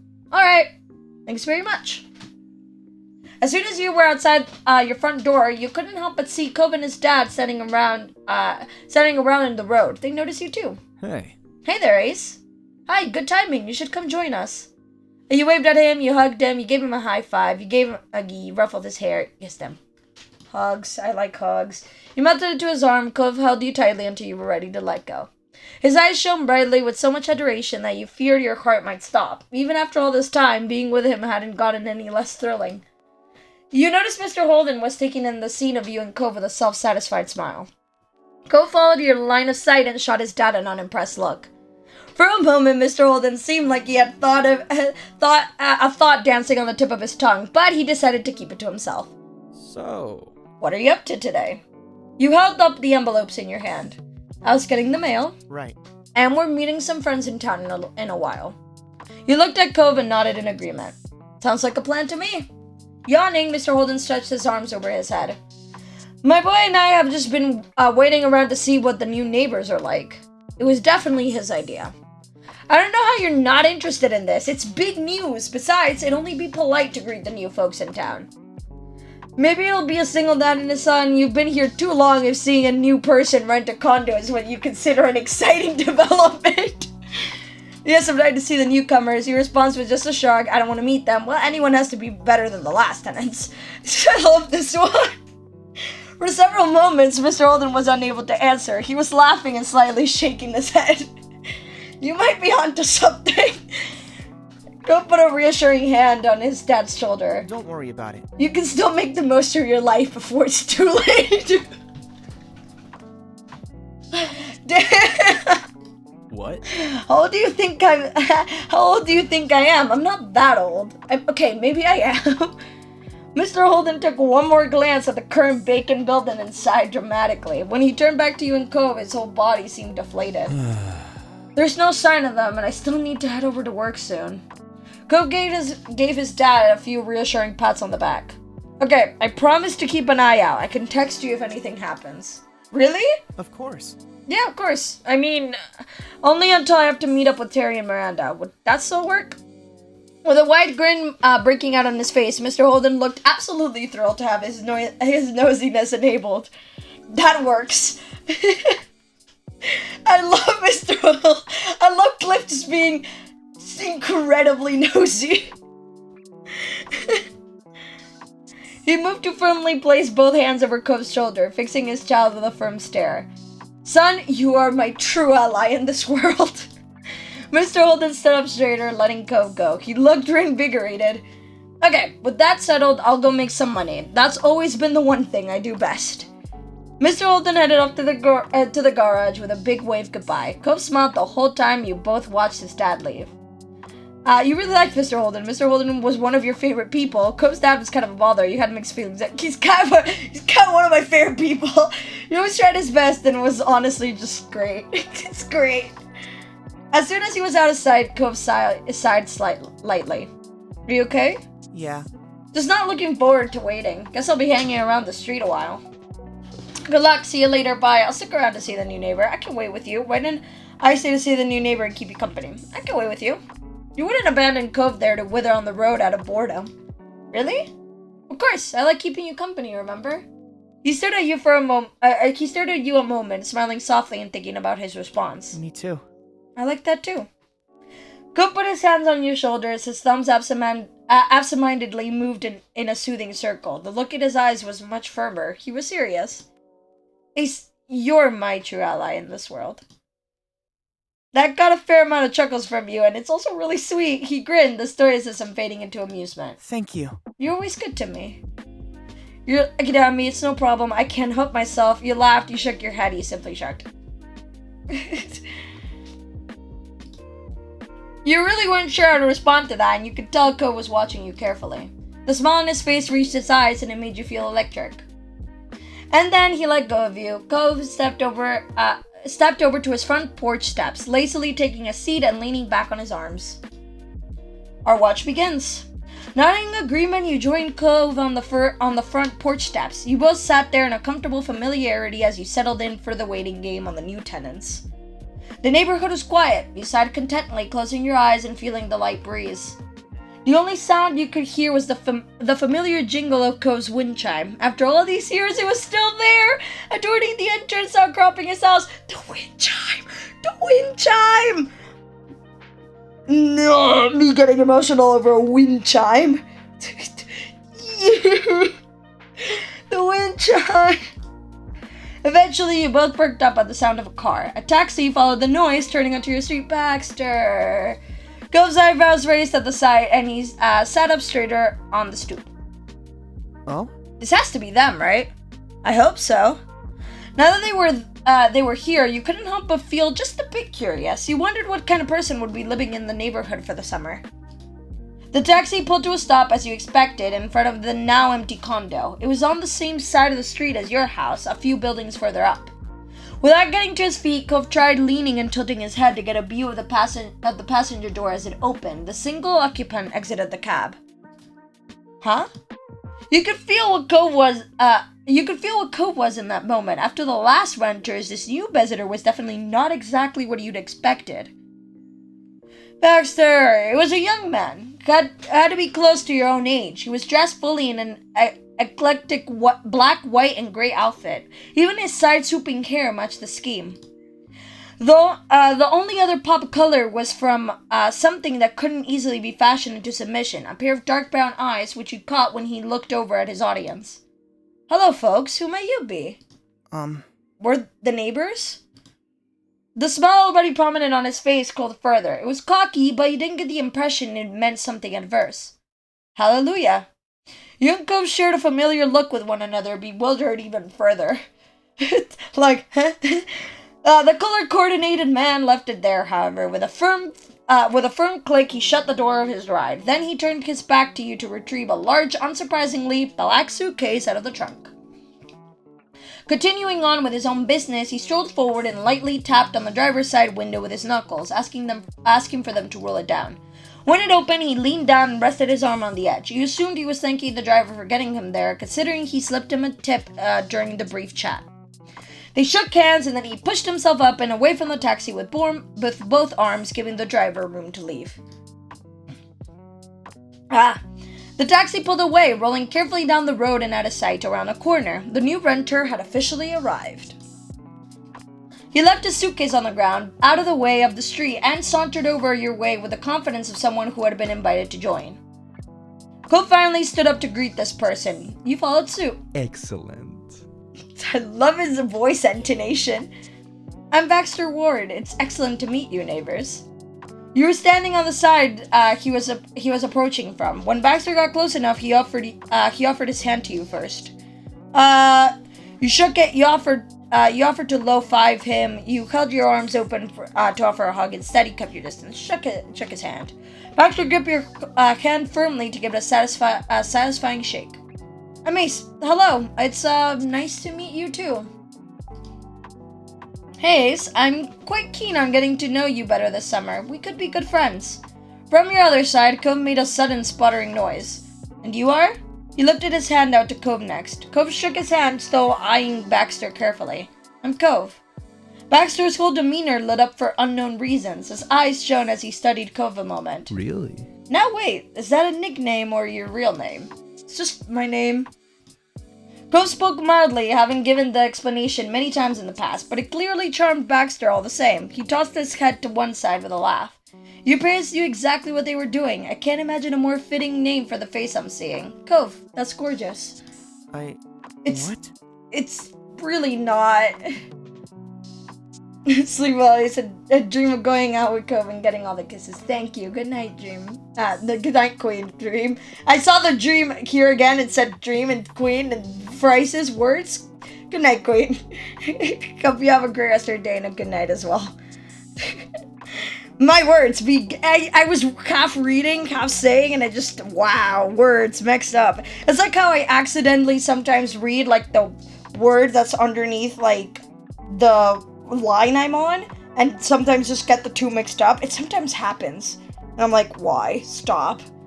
Me. No, I agree. It suits you. Hey, only I get to fluster him. That's a lot considering you're talking to a stranger, Baxter. You didn't know what to say. He's taken. It's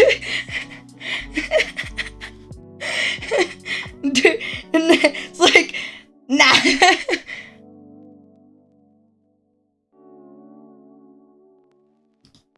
Not bad. Nice to see someone else knows. The impact might have faded for you living with it this long, but I promise to the onlooker it's a knockout.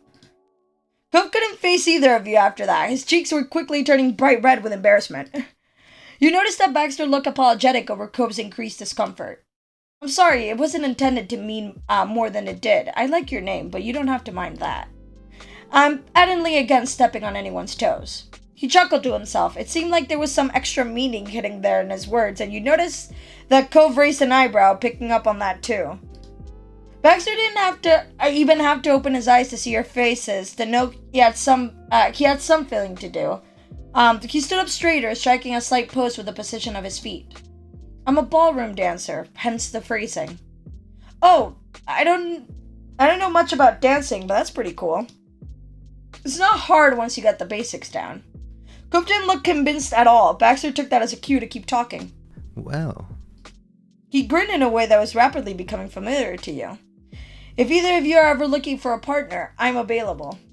Cope peeked at you, smiling softly. You felt his familiar touch as he squeezed your hand for a moment. I already have a partner. Ace is the only one I'd want to dance with. Sorry, they're my significant other. You're both together? Yeah, we are. Now that's crushing, but makes sense. I got here too late. Should have taken a semester off sooner. I get it. That's a joke. Really, I didn't mean to intrude on anything you have with the offer.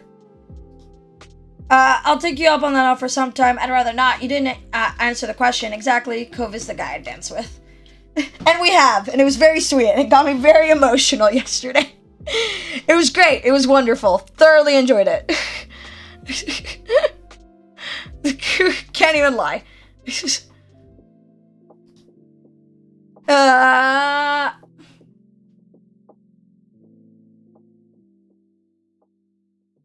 Alright. After that, there was a lull in conversation, and Cove attempted to fill it. So... What made you decide on Sunset Bird? Oh yes, well, my parents rented a condo, so I had a place to stay while I'm off for a semester from college and not living in the dorms. There was a playful glint in Baxter's eye as he continued. Honestly. Ideally, they wanted to send me somewhere that wasn't too exciting, but lucky for me, they picked the wrong street, considering the two of you live here. What? I mean, thank you, I think? Baxter then preemptively lifted his hands up in front of his chest, giving the gesture for meaning no harm. It's nice not to be the only one my age around the neighborhood for an entire summer. Nothing more. That was a story you had heard before. The same one as when Lonely Cove and his dad moved in all those years ago. Cove wasn't relating still. You could have phrased it like that in the first place. I don't feel the need to keep words of praise to myself, but they're not romantic come-ons. I see that you two are very much committed pair. I'd like to be friends if we can, but that's all. It's okay. It doesn't bother me. I'd appreciate it if you didn't do that with me. I'm finding it pretty entertaining. You probably annoy a lot of people. You sit there unsure how to react. All of these sound so rude. Baxter looked at you and smiled apologetically. I'll keep it in check. Shifting his weight to his other foot, Baxter tried to move forward. So... Which condo is yours? How long have you been living together? Oh, no. Cove sputtered again, and unintentionally a laugh escaped you. That's... We're both your neighbors, but we live in different houses with our parents. As if second nature, the two of you pointed to your homes, the buildings directly across the street from one another. Baxter's eyebrows raised at that. Your neighbors who started dating? What a couple of lovebirds! You're the backbone of romantic society. Yes, we're such a love trope. You could feel your face burning with embarrassment. You chewed at your bottom lip. Honestly, I hope you never break up. That's a weird thing to fucking say, but okay. If you can make it work, there might be a chance for the rest of us. You knew Cove well enough to tell that there was a little bit of amusement in his expression, but he sighed in exasperation. After that, you had no doubts about his claims of being complimentary. You shook your head at it. Too much again? Kind of. Well, if either of you are free, I'd be thrilled to hang out this summer, but we can save the schedule talk for later. I should get my things inside. He gave a small nod of the head and flashed you both a dazzling smile. Goodbye. I love his intonation of voice. Bye. Cove gave a small wave as well. Bye. Baxter then turned on his heels and strolled back to his suitcase, picking it up and bringing it up to his condo. You and Cove were silent as Baxter unlocked the door and disappeared inside the house. With him completely out of the scene, Cove let out a long breath. Well... I don't know how I'm gonna explain that guy to my dad. You burst into a fit of laughter trying to imagine the conversation. True. What do you even say? At least the job is done. We saw the new neighbor, and now we can go meet up with Terry and Miranda. Yeah, we should get going.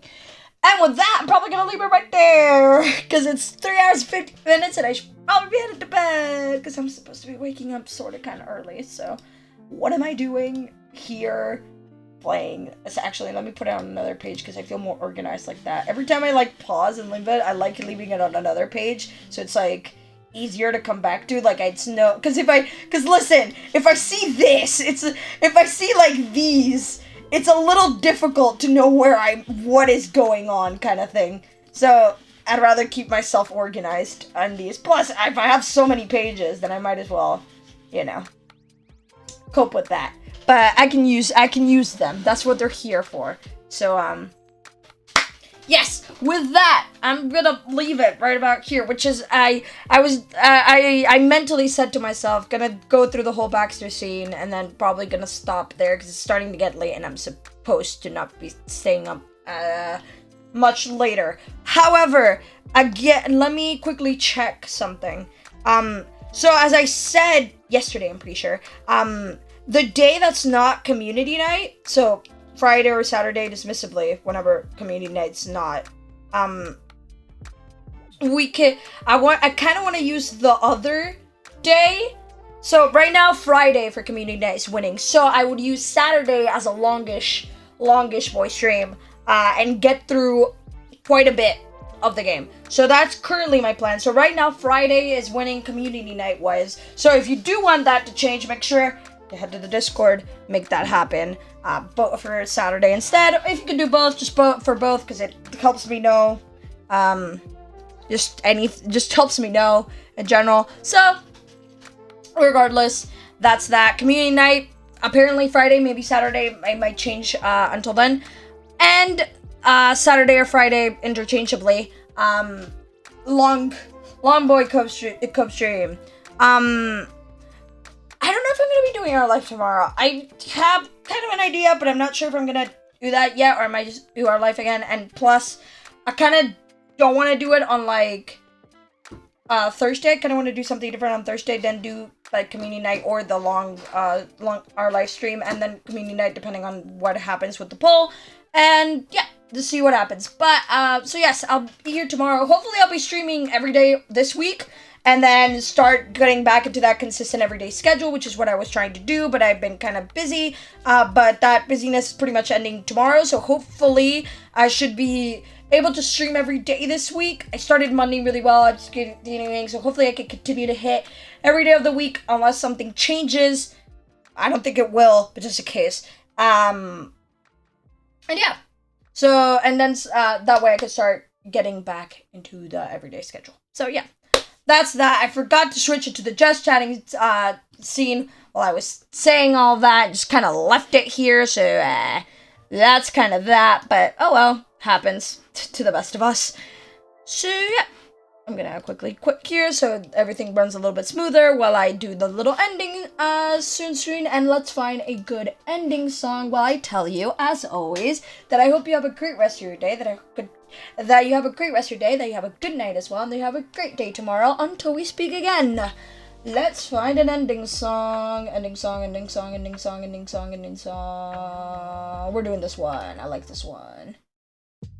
I've been meaning to listen to more of them and add more to this,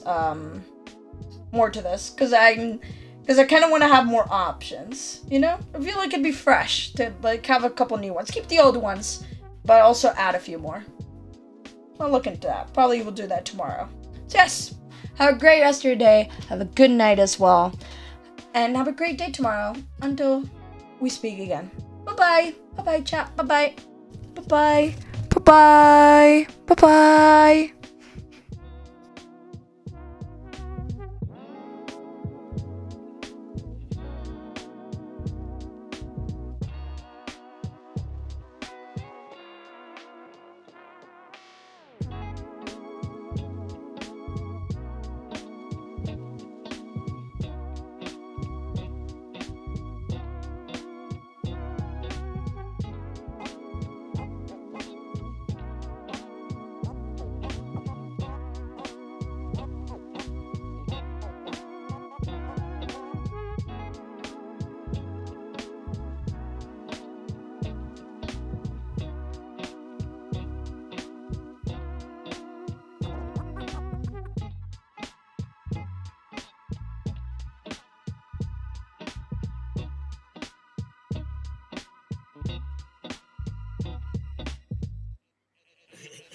man.